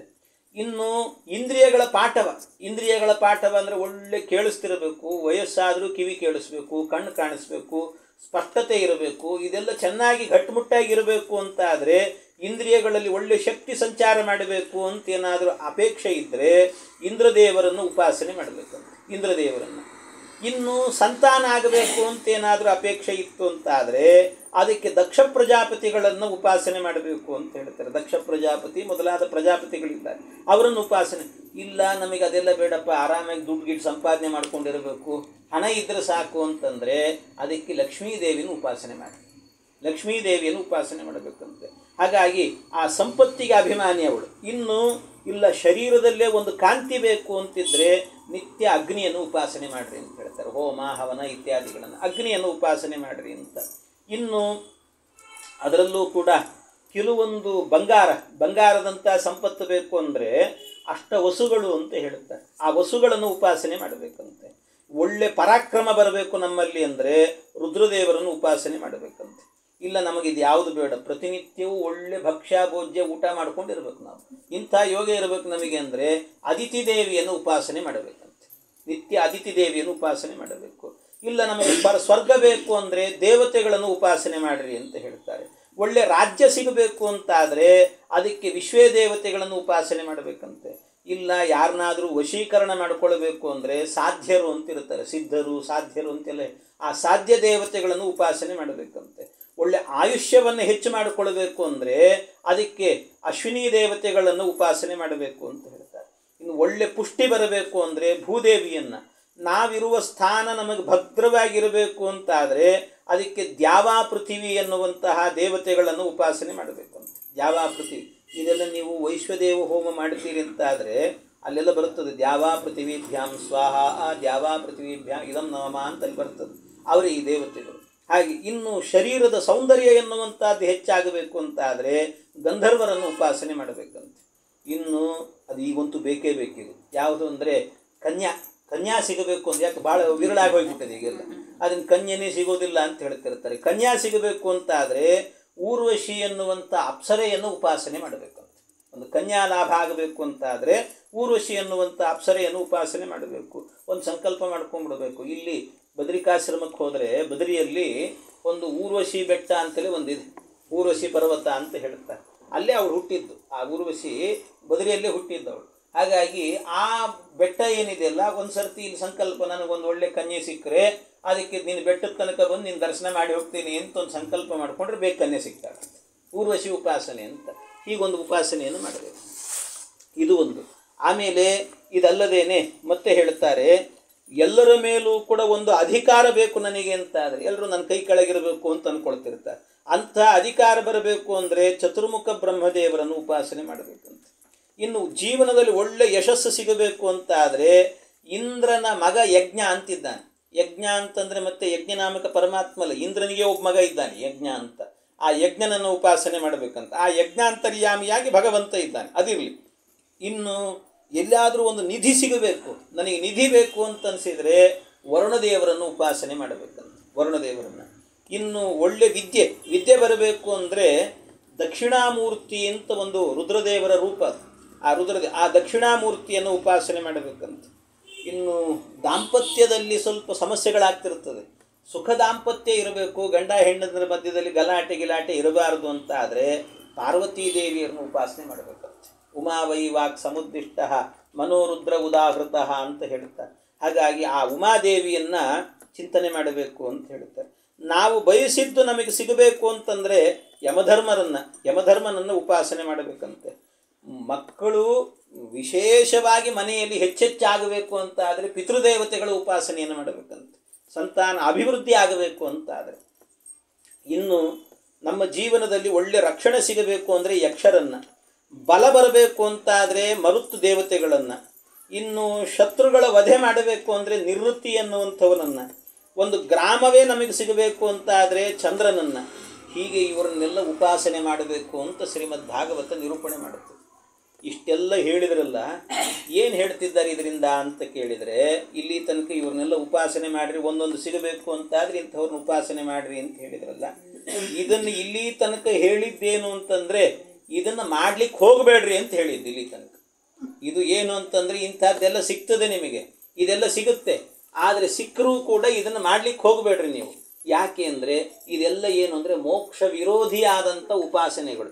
ಈ ಹಿಂದೆ ಹೇಳಿರುವಂಥದ್ದೇನು ಲಯಚಿಂತನೆ ಅದೆಲ್ಲವೂ ಕೂಡ ಏನು ಮಾಡಿದ್ದೇವೆ ನಾವು, ಚರ್ಮ ಶರೀರ ತ್ಯಾಗವನ್ನು ಮಾಡಬೇಕಾದ್ರೆ ಗುದ ಪ್ರದೇಶವನ್ನು ಒತ್ತಿ ಉದಾನ ವಾಯುವನ್ನು ಮೇಲಕ್ಕೆತ್ತಿ ಆ ಏನು ಒಂದೊಂದು ಚಕ್ರಗಳಲ್ಲಿ ಬರುವಂತಹದ್ದು ಅಂತ ಹೇಳಿದ್ವಿ. ಅದೆಲ್ಲ ಮೋಕ್ಷ ಸಾಧನವಾಗಿರುವಂತಹದ್ದು. ಮೋಕ್ಷ ವಿರೋಧಿಯಾದದ್ದು ಯಾವುದು ಅಂತ ಹೇಳಿದರೆ ಅದು ಯಾಕೆ ಅಂದರೆ ಬ್ರೂಹಿ ಯದ್ ವಿಪರ್ಯಯ ಅಂತ ಕೇಳಿದ್ರು ಹಿಂದೆನೆ. ಅಂದರೆ ಮೋಕ್ಷಕ್ಕೆ ಸಾಧನವಾದದ್ದು ಯಾವುದು, ಮೋಕ್ಷಕ್ಕೆ ವಿರೋಧಿಯಾದದ್ದು ಯಾವುದು ಅಂತ ಕೇಳಿದ್ರು. ಅದಕ್ಕೆ ಮೋಕ್ಷಕ್ಕೆ ವಿರೋಧಿಯಾದದ್ದು ಯಾವುದು ಅಂದರೆ ಈ ಉಪಾಸನೆಗಳೆಲ್ಲವೂ ಕೂಡ ಮೋಕ್ಷಕ್ಕೆ ವಿರೋಧಿಯಾಗಿರುವಂಥದ್ದು. ಅಂದರೆ ಇದನ್ನು ಉಪಾಸನೆ ಮಾಡೋದ್ರಿಂದ ನಿಮಗೆ ಸಿಗೋದಿಲ್ಲ ಅಂತಿಲ್ಲ, ಸಿಗ್ತಾವೆ ಆದರೆ ಮೋಕ್ಷ ಸಿಗೋದಿಲ್ಲ ನಮಗೆ. ಆದ್ದರಿಂದ ಮೋಕ್ಷ ಬೇಕು ಅಂತಾದರೆ ಏನು ಮಾಡಬೇಕು ಅಂದರೆ ನಾರಾಯಣನನ್ನೇ ಉಪಾಸನೆ ಮಾಡಬೇಕು. ನೀವು ನಾರಾಯಣನನ್ನು ಉಪಾಸನೆ ಮಾಡಿದರೆ ಸಾಕು. ಅದರಿಂದಾಗಿ ಮತ್ತೆ ವಿಶೇಷವಾಗಿ ಬ್ರಹ್ಮವರ್ಚಸ್ಸಿಗೋಸ್ಕರ ವಾಯುದೇವರನ್ನು, ಸಂಪತ್ತಿಗೋಸ್ಕರ ಲಕ್ಷ್ಮೀದೇವಿಯನ್ನು ಮಾಡಬೇಕು ಅಂತಿಲ್ಲ. ಯಾಕೆ ಅಂತಂದರೆ ನಾರಾಯಣನನ್ನು ಮಾಡೋದ್ರಿಂದಲೇ ಇವೆಲ್ಲವೂ ಕೂಡ ಸಿಕ್ಬಿಡುತ್ತದೆ ನಿಮಗೆ. ಮೋಕ್ಷದ ಜೊತೆಗೆ ಇವೆಲ್ಲವೂ ಕೂಡ ಸಿಗ್ತದೆ. ಆದ್ದರಿಂದಾಗಿ ಭಗವಂತನನ್ನೇ ಉಪಾಸನೆ ಮಾಡಬೇಕೇ ಹೊರತು ಈ ಯಾವ ದೇವತೆಗಳನ್ನು ಕೂಡ, ಅಂದರೆ ಇವರನ್ನೇ ಸರ್ವೋತ್ತಮತ್ವೇನ ಉಪಾಸನೆ ಮಾಡಿ, ಇವರೆಲ್ಲ ಪರಿವಾರ ಗಣತ್ವೇನ ಉಪಾಸನೆ ಎನ್ನುವಂಥದ್ದು ಮಾಡಬೇಕಷ್ಟೆ ಹೊರತಾಗಿ ಅವರನ್ನೇ ಮುಖ್ಯ ಅಂತ ಇಟ್ಟುಕೊಂಡು ಉಪಾಸನೆಯನ್ನು ಮಾಡಲಿಕ್ಕೆ ಹೋಗಬಾರದು ಅಂತ ಇದನ್ನೆಲ್ಲವನ್ನು ಕೂಡ ನಿರೂಪಣೆ ಮಾಡಿ ಇಷ್ಟು ಹೇಳಿದ ಮೇಲೆ ಆಮೇಲೆ ಮುಂದೆ ಹೇಳ್ತಾರೆ ಮತ್ತೆ, ಏತಚ್ಚುಶ್ರೂಷತಾಂ ವಿದ್ವನ್ ಸೂತನೋರ್ಹಸಿ ಭಾಷಿತುಂ ಕಥಾ ಹರಿಗುಣೋದಾರಾಃ ಸತಾಂ ಸ್ಯುಸ್ಸದಸಿ ಧ್ರುವಂ ಸವೈ ಭಾಗವತೋ ರಾಜ ಪಾಂಡವೇಯೋ ಮಹಾರಥಃ ಬಾಲಕ್ರೀಡನಕೈಃ ಕ್ರೀಡನ್ ಕೃಷ್ಣಕ್ರೀಡಾಂ ಯ ಆದದೆ ವಯ್ಯಾಸಕಿಶ್ಚ ಭಗವಾನ್ ವಾಸುದೇವ ಪರಾಯಣಃ ಉರುಗಾಯ ಗುಣೋದಾರಾಃ ಸತಾಂ ಸ್ಯುರ್ಹಿ ಸಮಾಗಮೇ. ಅದಕ್ಕೆ ಅವರು ಕೇಳ್ತಾರೆ, ಇದನ್ನು ಹೇಳ್ತಿರೋದು ಯಾರು ಅಂದರೆ ಸೂತ ಮಹರ್ಷಿಗಳು ಶೌನಕರಿಗೆ ಹೇಳುತ್ತಿದ್ದಾರೆ. ಆ ಸೂತರು ಹೇಳುತ್ತಾ ಇರುವಾಗ ಶೌನಕರು ಕೇಳ್ತಾರೆ, ಸ್ವಾಮಿ ಎಷ್ಟು ಚೆನ್ನಾಗಿ ಹೇಳಿದರೆ, ಹರಿಕಥೆಯ ಹರಿಮಾಹಾತ್ಮ್ಯ ವರ್ಣನೆಯನ್ನು ಕೇಳ್ತಾ ಇದ್ದರೆ ಮತ್ತೆ ಕೇಳ್ತಾ ಇರಬೇಕು ಅಂತ ಅನಿಸುತ್ತೆ. ಹಾಗಾದರೆ ಇದನ್ನು ಮುಂದೆ ಆಗಬೇಕಾದ್ರೆ ಸವೈ ಭಾಗವತೋ ರಾಜ, ಮಹಾಭಾಗವತ ಅಂತ ಕರೆಸಿಕೊಂಡಂಥ ಪಾಂಡವೇಯ, ಪಾಂಡವರ ಸಂತತಿಯಾಗಿರುವಂಥ ಏನು ಈ ಪರೀಕ್ಷಿನ್ ಮಹಾರಾಜ ಇದ್ದಾನೆ, ಎಂಥವನವನು. ಬಾಲಕ್ರೀಡನ ಕೈಹಿ ಕ್ರೀಡನ್, ಸಣ್ಣ ಕೂಸಿದ್ದಾಗಲೂ ಕೂಡ ಕೃಷ್ಣನ ಆಟವನ್ನು ಆಡ್ತಿದ್ನಂತೆ. ನಾನು ಕೃಷ್ಣ, ನೀನಿನ್ನು ಅರ್ಜುನ ಅಂತ ಹೇಳಿ ಆಟ ಆಡೋದು, ಹೀಗೆಲ್ಲ ಮಾಡ್ತಿರ್ತಾರಲ್ಲ, ಹಾಗೆ ಆಟ ಆಡ್ತಿದ್ನಂತೆ. ಅಷ್ಟು ಆದರ ಅವನಿಗೆ ಕೃಷ್ಣನ ಬಗ್ಗೆ. ಅಂಥ ಒಬ್ಬ ಭಕ್ತ ಮತ್ತೇನು ಕೇಳಿದ ಅವನು, ಶುಕಮುನಿಗಳನ್ನು ಮತ್ತೇನು ಕೇಳಿದ ಅವನು. ಆಗ ಶುಕಮುನಿಗಳು ಅವನಿಗೆ ಏನು ಉಪದೇಶ ಮಾಡಿದರು, ವಯ್ಯಾಸಕಿಶ್ಚ ಭಗವಾನ್ ವಾಸುದೇವ ಪರಾಯಣ, ಯಾವಾಗಲೂ ವಾಸುದೇವನಲ್ಲೇ ಅತ್ಯಂತ ಭಕ್ತಿ ಇರುವಂತಹ ಏನು ಶುಕಾಚಾರ್ಯ ಇದ್ದಾರೆ, ಅವರು ಏನು ಹೇಳಿದರು ಅದ್ರ ಬಗ್ಗೆ ನಮಗೆ ಹೇಳ್ರಿ. ಯಾಕೆ ಅಂತಂದರೆ ಜೀವನದಲ್ಲಿ ಆಗಬೇಕಾದ್ರೆ ಆಯುಷ್ಯ ಸುಮ್ಮನೆ ಹೋಗ್ತಿರ್ತದಷ್ಟೆ. ಒಂದು ದಿವಸವೂ ಕೂಡ ಭಾಗವತಾದಿ ಪುರಾಣಗಳನ್ನು ಕೇಳೋದಿಲ್ಲ, ಒಂದು ದಿವಸವೂ ಕೂಡ ಹರಿಕಥೆಯನ್ನು ಶ್ರವಣ ಮಾಡೋದಿಲ್ಲ. ಇದನ್ನು ಮಾಡದೇನೆ ಆಯುರ್ಹರತಿ ವೈಪುಂಸಾಂ ಉದ್ಯನ್ನಸ್ತಂಚ ಎನ್ನಸೌ ತಸ್ಯರ್ಥೆ ಯಕ್ಷಣೋ ನೀತಃ ಉತ್ತಮ ಶ್ಲೋಕವಾರ್ತಯ ಅಂತ ಹೇಳ್ತಾರೆ. ನಮ್ಮ ಜೀವನದಲ್ಲಿ ಸೂರ್ಯ ಬರ್ತಾನಂತೆ. ಸೂರ್ಯ ಆಗಬೇಕಾದ್ರೆ ಆಯುರ್ಹರತಿ, ಅವನೇನು ಮಾಡ್ತಾನೆ ಅಂತಂದರೆ ಉದಿಸಿದಂಥ ಸೂರ್ಯ ಆಗಬೇಕಾದ್ರೆ ಉದಿಸ್ತಾನೆ ಸೂರ್ಯ, ಮತ್ತೆ ಅಸ್ತಂಗತನಾಗ್ತಾನೆ. ಒಂದು ಹಗಲಿನಲ್ಲಿ ಸೂರ್ಯ ಕಾಣಿಸ್ತಾನೆ, ಸೂರ್ಯ ಕಾಣಿಸಿ ಹೋಗ್ತಿರ್ತಾನಲ್ಲ, ಸೂರ್ಯ ಕಾಣಿಸ್ತಾ ಇದ್ದಾನೆ ಅಂತಾದರೆ ನಮ್ಮ ಜೀವನದಲ್ಲಾಗಬೇಕಾದ್ರೆ ಒಂದು ರಾತ್ರಿಯ ಆಯುಷ್ಯವನ್ನು ಮುಗಿಸಿದ್ದಾನೆ ಅಂತ ಅರ್ಥ. ನಮಗೆ ಸೂರ್ಯ ಅಸ್ತಂಗತನಾಗಿದ್ದಾನೆ ಅಂತಾದರೆ ಆಗ ನಮಗೆ ಒಂದು ಹಗಲಿನ ಆಯುಷ್ಯವನ್ನು ಮುಗಿಸಿದ್ದಾನೆ ಅಂತ ಅರ್ಥ. ಹಾಗಾಗಿ ದಿನೇ ದಿನೇ ಕಳೀತಾ ಇದೆ ಅಂತಾದರೆ ನಮ್ಮ ಜೀವನದಲ್ಲಿ ಒಂದೊಂದು ದಿನದ ಆಯುಷ್ಯ ಹೋಗ್ತಾ ಇದೆ. ನಾವು ಅಂದ್ಕೊಳ್ತಿದ್ದೀವಿ ನಮಗೇನಾಯಿತು ಅಂತಂದರೆ ಒಳ್ಳೆ ಒಂದು ವರ್ಷ ಆಯಿತು, ನಮ್ಮ ಹುಟ್ಟಿದ ಹಬ್ಬ ಬಂತು, ಸಂತೋಷ ಪಡ್ತಾ ಇದ್ದೇವೆ, ಆನಂದದಿಂದಾಗಿ ನಾವೆಲ್ಲ ಖುಷಿಯಿಂದಾಗಿ ಅಯ್ಯೋ ನನ್ನ ಹುಟ್ಟುಹಬ್ಬ ಅಂತ ಹೇಳ್ಕೊಳ್ತಿದ್ದೇವೆ. ಆದರೆ ಆ ಹುಟ್ಟುಹಬ್ಬವನ್ನು ಆಚರಣೆ ಮಾಡಿಕೊಳ್ಬೇಕಾದ್ರೆ ಭಗವಂತ ಹೇಳ್ತಾನೆ, ನಂದತ್ಯುದಿತ ಆದಿತ್ಯೆ ನಂದತ್ಯಸ್ತಮಿತೆ ರವವು ಆತ್ಮಾನೋ ನಾವ ಬುದ್ಧಿಂತಿ. ಸೂರ್ಯ ಹುಟ್ಟಿ ಮುಳುಗಬೇಕಾದ್ರೆ ಪ್ರತಿಯೊಬ್ಬರೂ ಕೂಡ ಸೂರ್ಯ ಹುಟ್ಟುವಾಗ ಅಯ್ಯೋ ಕೆಂಪಿಗಿದ್ದಾನಲ್ಲ, ಎಷ್ಟು ಚೆನ್ನಾಗಿದ್ದಾನೆ ಸೂರ್ಯ ಅಂತ ನೋಡ್ತಾರಂತೆ. ಅದೇ ಅಸ್ತಮಿತೆ ರವವು, ಅವನು ಸೂರ್ಯ ಮುಳುಗುತ್ತಾ ಇದ್ದಾನೆ ಅಂದರೆ ಸನ್ಸೆಟ್ಟು ಎಷ್ಟು ಚೆನ್ನಾಗಿದೆಯಲ್ಲ ಅಂತ ಅದರ ಮುಂದೆ ನಿಂತುಕೊಂಡು ಫೋಟೋ ತೆಗೆಸ್ಕೊಳ್ತಾನಂತೆ, ಮನುಷ್ಯ ಖುಷಿ ಪಡ್ತಾನಂತೆ. ಆದರೆ ಇದರ ಹಿಂದೆ ಒಂದು ಕರಾಳವಾದ ಸತ್ಯ ಇದೆ. ಸೂರ್ಯ ಹುಟ್ಟಿ ಮುಳುಗುತ್ತಾ ಇದ್ದಾನೆ ಅಂದರೆ ನನ್ನ ಜೀವನದಲ್ಲಿ ಒಂದು ದಿನದ ಆಯುಷ್ಯ ಹೋಯಿತು ಅನ್ನೋದನ್ನು ಮರ್ತೇ ಬಿಟ್ಟಿರ್ತಾನೆ ಮನುಷ್ಯ, ಅದು ನೆನಪೇ ಇರೋದಿಲ್ಲಂತೆ. ಆದ್ದರಿಂದಾಗಿ ಇಷ್ಟು 360 ಬಾರಿ ಸೂರ್ಯ ನಮಗೆಲ್ಲ ಬೆಳಕನ್ನು ಕೊಟ್ಟ, ಜ್ಞಾನವನ್ನು ಕೊಟ್ಟ, ಇಷ್ಟು ಸರ್ತಿಯೂ ಕೂಡ ವರ್ಷದಲ್ಲಿ ಕೊಟ್ಟು ಹೋಗ್ತಿದ್ದಾನೆ. ನಾವು ಜಗತ್ತಿಗೆ ಏನು ಕೊಟ್ಟಿವಿ? ನಾವು ಭಗವಂತನ ತತ್ವಜ್ಞಾನವನ್ನು ಎಷ್ಟು ಪಡ್ಕೊಂಡ್ವಿ, ನಾವು ಎಷ್ಟು ಕೊಟ್ಟಿವಿ? ಏನಾದರೂ ಗೊತ್ತಿದೆ ನಮಗೆ? ಏನೂ ಇಲ್ಲದೇನೆ ಒಂದು ಹುಟ್ಟುಹಬ್ಬ ಮಾಡಿಕೊಳ್ತಾನೆ ಅಂದರೆ ಆ ಮನುಷ್ಯನ ಜನ್ಮ ವ್ಯರ್ಥ ಅಂತ ಹೇಳ್ತಾರೆ. ಭಗವಂತನ ಗುಣಗಾನವನ್ನು ಮಾಡದೆ, ಪರಮಾತ್ಮನ ಸ್ಮರಣೆ ಮಾಡದೆ, ಹರಿಯ ಗುಣಗಳೆನಿಸದವನ, ಹರಿಯ ಕೊಂಡಾಡದವನ, ಹರಿಯ ಯಾವಾಗಲೂ ಕೂಡ ಪರಮಾತ್ಮನ ಧ್ಯಾನ ಮಾಡದೇನೆ ಬದುಕಿದಂಥ ಮನುಷ್ಯನ ಜನ್ಮ ವ್ಯರ್ಥವಲ್ಲವೇ, ಜನ್ಮ ವ್ಯರ್ಥವಲ್ಲವೇ, ಎಲ್ಲ ವ್ಯರ್ಥ ಅಂತ. ಪರಮಾತ್ಮನ ಗುಣಗಾನವನ್ನು ಮಾಡದೆ ಬದುಕಿದಂಥದ್ದು. ಆದ್ದರಿಂದಾಗಿ ತಸ್ಯರ್ಥೆ ಯಕ್ಷಣೋ ನೀತಃ ಅಂತ ಒಂದು ಕ್ಷಣವೂ ಕೂಡ ದೊಡ್ಡ ನಷ್ಟವೇ ಅಂತ ಹೇಳ್ತಾರೆ. ಅವನನ್ನು ಬಿಟ್ಟು ತಸ್ಯರ್ತೆ ತಸ್ಯ ಋತೆ ಅಂತ, ಆ ಭಗವಂತನನ್ನು ಬಿಟ್ಟು ಒಂದು ಕ್ಷಣ ನಾವು ವಾಸ ಮಾಡಿದರೂ ಕೂಡ ಆ ಕ್ಷಣ ಎನ್ನುವಂಥದ್ದು ನಮ್ಮ ಜೀವನದಲ್ಲಿ ವ್ಯರ್ಥವಾದಂಥ ಬದುಕು ಅಂತ ಹೇಳ್ತಾರೆ. ಆದ್ದರಿಂದಾಗಿ ಪ್ರತಿ ಕ್ಷಣದಲ್ಲೂ ಕೂಡ ಏನಾಗಬೇಕು ಅಂತ ಹೇಳಿದರೆ ಭಗವಂತನ ನಾಮಸ್ಮರಣೆ ಮಾಡಿ. ನೀವು ಮಾಡಿರುವಂಥ ಭಗವಂತನ ನಾಮಸ್ಮರಣೆ ಇದೆಯಲ್ವಾ, ನ ದೇವತೋಷಣಂ ವೃಥ, ಒಂದು ದಿವಸವೂ ಕೂಡ ವ್ಯರ್ಥ ಆಗಲ್ಲ. ದೇವರಿಗೋಸ್ಕರ ಇಡೀ ದಿನದಲ್ಲಿ ನೀವೇನಾದರೂ ಕೂಡ ಒಂದು ನಿಮಿಷ ದೇವರಿಗೋಸ್ಕರ ವಿನಿಯೋಗಿಸಿದ್ದೀರಿ ಅಂದರೆ ನಿಮ್ಮ ಜೊತೆಗೆ ಕೊನೆಗೆ ಬರುವಂತಹದ್ದು ಯಾವುದು ಅಂತ ಹೇಳಿದರೆ ಅದು ಮಾತ್ರ ಬರ್ತದೆ. ಆ ಕ್ಷಣ ಮಾತ್ರ ನಿಮ್ಮ ಜೊತೆಗೆ ಬರ್ತದೆ ಹೊರತು ಬೇರೆ ಉಳಿದದ್ದು ಯಾವುದು ಬರೋದಿಲ್ಲ ಅಂತ ಹೇಳ್ತಾರೆ. ಯಾವುದು ಬರೋದಿಲ್ಲ ಅಂತ, ಏನು ನಮ್ಮ ಜೀವನದಲ್ಲಿ ಸಾಧನೆ ಮಾಡಿರ್ತೀವಲ್ಲ ಅದು ಮಾತ್ರ ಬರ್ತದೆ ಅಂತ ಹೇಳ್ತಾರೆ. ಒಬ್ಬ ವ್ಯಕ್ತಿ ಇದ್ದಂತೆ, ಭಾರಿ ದೊಡ್ಡ ಶ್ರೀಮಂತ, ಕೋಟಿಗಟ್ಟಲೆ ಸಂಪಾದನೆ ಮಾಡಿ ಇಟ್ಟುಕೊಂಡಿದ್ದಂತ, ಭಾರಿ ಮಕ್ಕಳು ಇದ್ರಂತ, ಅವನಿಗೆ 10 ಜನ ಮಕ್ಕಳಿದ್ರಂತ, 10 ಜನ ಮಕ್ಕಳಿದ್ರು. ಅವನಿಗೇನಾಯಿತು ಅಂದರೆ ಕೊನೆ ಕಾಲ ಬಂತು, ಹೋದ ಸತ್ತ ಮೇಲೆ ಏನಾಯಿತು ಅಂದರೆ ಬರೀ ಅವರಿವರಿಗೆ ಸುಳ್ಳುಗಳು ಹೇಳ್ಕೊಂಡೇ ಸಂಪಾದನೆ ಮಾಡಿದ್ದ ಅವನೊಂದಷ್ಟು. ಯಮಲೋಕಕ್ಕೆ ಹೋದನಂತೆ. ಯಮಲೋಕಕ್ಕೆ ಹೋದಾಗ ಯಮಲೋಕದಲ್ಲಿ ಯಮದೇವರು ಕೇಳಿದ್ರಂತ ಅವನನ್ನು, ಅಲ್ಲೋ ನೀನು ಭೂಲೋಕದಲ್ಲಿದ್ದಾಗ ಭಾರೀ ಸಂಪಾದನೆ ಮಾಡಿದ್ದಿ ಅಂತ ಕೇಳಿದ್ದೀನಿ, ಎಷ್ಟು ಸಂಪಾದನೆ ಮಾಡಿದ್ದಿ ಅಂತ ಕೇಳಿದ್ನಂತ. ಎಷ್ಟು ಸಂಪಾದನೆ ಮಾಡಿದ್ದಿ ಅಂತಂದರೆ ಅದಕ್ಕೆ ಅವನು ಹೇಳಿದ್ನಂತೆ 10,000 ರೂಪಾಯಿ ಸಂಪಾದನೆ ಮಾಡೀನಿ ಅಂದಂತ.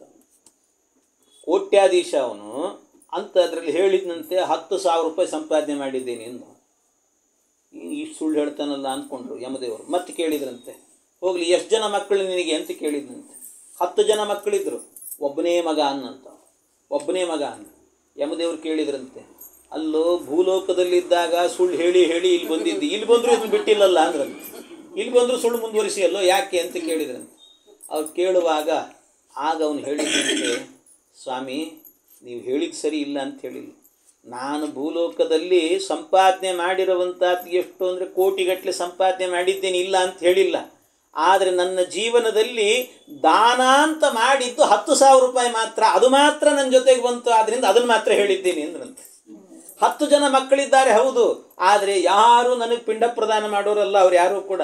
ಒಬ್ಬನೇ ಒಬ್ಬನು ನನ್ನ ಮೇಲೆ ಒಂದು ಸ್ವಲ್ಪ ಪ್ರೀತಿಯಿಂದಾಗಿ ಪಿಂಡ ಪ್ರದಾನ ಮಾಡ್ತಿದ್ದಾನೆ, ಆದ್ದರಿಂದ 10 ಜನ ಇದ್ದರೂ ಕೂಡ ನಿಜವಾದ ಮಗ ಇವನು ಅಂತ ಹೇಳಿದ್ದು ನಾನು ಅಂದರೆ ಯಾವುದು ನಾವು ಮಾಡಿರ್ತೇವೋ ದೇವ ಕಾರ್ಯ ಅಂತ ಮಾಡಿರ್ತೇವೋ ಅದು ಮಾತ್ರ ನಮ್ಮ ಜೊತೆಗೆ ಬರ್ತದೆ, ಇನ್ಯಾವುದು ಬರೋದಿಲ್ಲ ಅಂತ ಅರ್ಥ.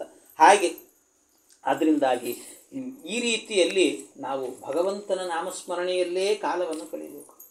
ಅದರಿಂದ ಒಂದು ಮಾತನ್ನು ಹೇಳುತ್ತಾರೆ ಶೌನಕರು, ಒಂದಷ್ಟು ಮಧ್ಯದಲ್ಲಿ ಶೌನಕರು ಮಾತಾಡ್ತಾರೆ.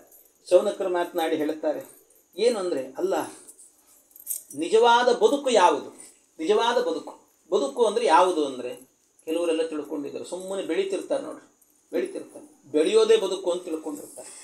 ಬೆಳೆಯೋದು ಬದುಕಲ್ಲ.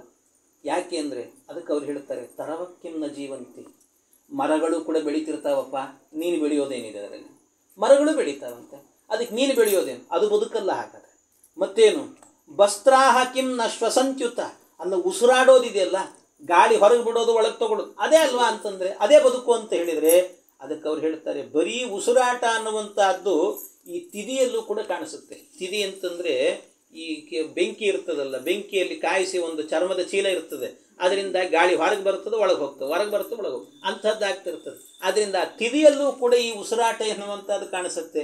ನಿನ್ನಲ್ಲಿ ಏನೋ ವಿಶೇಷ ಅಂತ ಕೇಳ್ತಾರೆ. ಅಲ್ಲ ಅದು ಏನೋ ಸರಿ, ಆದರೆ ಆ ತಿದಿ ಮತ್ತು ಮರ ಇವೆಲ್ಲ ಏನು ಅಂದರೆ ತಿನ್ನೋದಿಲ್ಲ, ಅವು ತಿನ್ನೋದಿಲ್ಲ, ಮತ್ತು ಅವು ಏನಂತಂದರೆ ತಿಂದದ್ದನ್ನು ಜೀರ್ಣ ಮಾಡಿಕೊಳ್ಳೋ ಶಕ್ತಿ ಇಲ್ಲ. ನಮಗಿದೆ ಅಲ್ವಾ ಅಂತ, ನಮಗಿದೆ ಅಲ್ವಾ ಅಂದರೆ ಅದಕ್ಕೆ ಅವ್ರು ಹೇಳ್ತಾರೆ, ನ ಖಾದಂತಿ ನ ಮೇಹಂತಿ ಕಿಂ ಗ್ರಾಮ ಪಶವೋಪರೆ. ನಾಯಿಗಳು ಮಾಡ್ತಾವೆ ಇದನ್ನೆಲ್ಲ ಕೆಲಸವನ್ನು, ತಿನ್ನೋದು ಜೀರ್ಣ ಮಾಡಿಕೊಂಡು ಅದನ್ನೆಲ್ಲವನ್ನು ಕೂಡ ಹೊರಗೆ ಹಾಕುವಂಥ ಕೆಲಸವನ್ನು ನಾಯಿಗಳು ಮಾಡ್ತವೆ. ಆ ನಾಯಿ ಪಾಡಿಗಿಂತಲೂ ಅತ್ತತ್ತಾಯ್ತಲ್ಲ ನಿನ್ನ ಜೀವನ ಅಂತ ಹೇಳ್ತಾರೆ. ಅದರಿಂದಾಗಿ ಮನುಷ್ಯನ ಬದುಕು ಅಂತ ಹೇಳಿದರೆ ಇದಲ್ಲ. ಮತ್ತು ಶ್ವವಿಡ್ವರಾಹೋ ಉಷ್ಟ್ರಕರೈಹಿ ಸ ತುಲ್ಯ ಪುರುಷ ಪಶು ಅಂತ ಹೇಳುತ್ತಾರೆ. ಯಾವ್ಯಾವುದು ಎಲ್ಲವೂ ಕೂಡ ನಾಯಿ, ಹಂದಿ, ಒಂಟೆ, ಕತ್ತೆ ಇವೆಲ್ಲವೂ ಕೂಡ ತಿಂತಾವೆ, ಅವೆಲ್ಲ ಆಹಾರವನ್ನು ಹೊರಗೆ ಹಾಕ್ತವೆ ಆಮೇಲೆ ಮಲಮೂತ್ರಗಳಿಂದಾಗಿ. ಆದ್ದರಿಂದ ಇದು ಯಾವುದು ಅಲ್ಲ. ಮತ್ತು ಬಿಲೇಬತೋರುಕ್ರಮ ವಿಕ್ರಮಾನ್ಯೇ ನ ಶೃಣ್ವತ ಕರ್ಣಪುಟೇನ ರಸ್ಯ ಜಿಹ್ವಾಸತಿ ದಾರ್ದುರಿಕೇವ ಸೂತ ನಚೇತ್ ಪ್ರಗಾಯತ್ಯುರಗಾಯ ಗುರುಗಾಯ ಗಾತಾಂ. ಹರಿಮಾಹಾತ್ಮ್ಯವನ್ನು ಕೇಳದಂಥ ಕಿವಿಗಳಿತ್ತು ಅಂತಾದರೆ ಆ ಕಿವಿಗಳೆಲ್ಲವೂ ಕೂಡ ಏನು ಅಂತಂದರೆ ಅವೆಲ್ಲವೂ ಕೂಡ ಒಂದು ಬಿಲ ಇದ್ದಂತೆ ಅಷ್ಟೆ. ಸರ್ಪಗಳು ಓಡಾಡ್ತವಲ್ಲ ಅದರಂತೆ ಬಿಲ ಅದು ಅಂತಷ್ಟೆ, ಮತ್ತೇನು. ಹರಿಮಾಹಾತ್ಮ್ಯವನ್ನು ಕೇಳುವ ಕಿವಿ ಇದ್ದರೆ ಮಾತ್ರ ಅವನ ಬದುಕು ಅನ್ನುವಂಥದ್ದಾಗತ್ತೆ. ಅಂದರೆ ಇದೆಲ್ಲವನ್ನೂ ಕೂಡ ಮೀರಿ ಇರುವಂಥದ್ದೇನು ಅಂದರೆ ಬರೀ ತಿನ್ನೋದು ಮಲಗೋದು ಇಷ್ಟೇ ಮಾಡಿಕೊಂಡಿರೋದಲ್ಲದೇನೆ ಭಗವಂತನ ಗುಣಗಾನವನ್ನು ಮಾಡೋದು, ಭಗವಂತನ ಕಥಾಶ್ರವಣವನ್ನು ಮಾಡೋದು, ಇದರಲ್ಲಿ ನಮ್ಮ ಜೀವನ ಎನ್ನುವಂಥದ್ದಿರಬೇಕು. ಹಾಗೆ ಬದುಕಬೇಕು ನಾವೆಲ್ಲರೂ ಕೂಡ ಅಂತ ಹೇಳ್ತಾರೆ.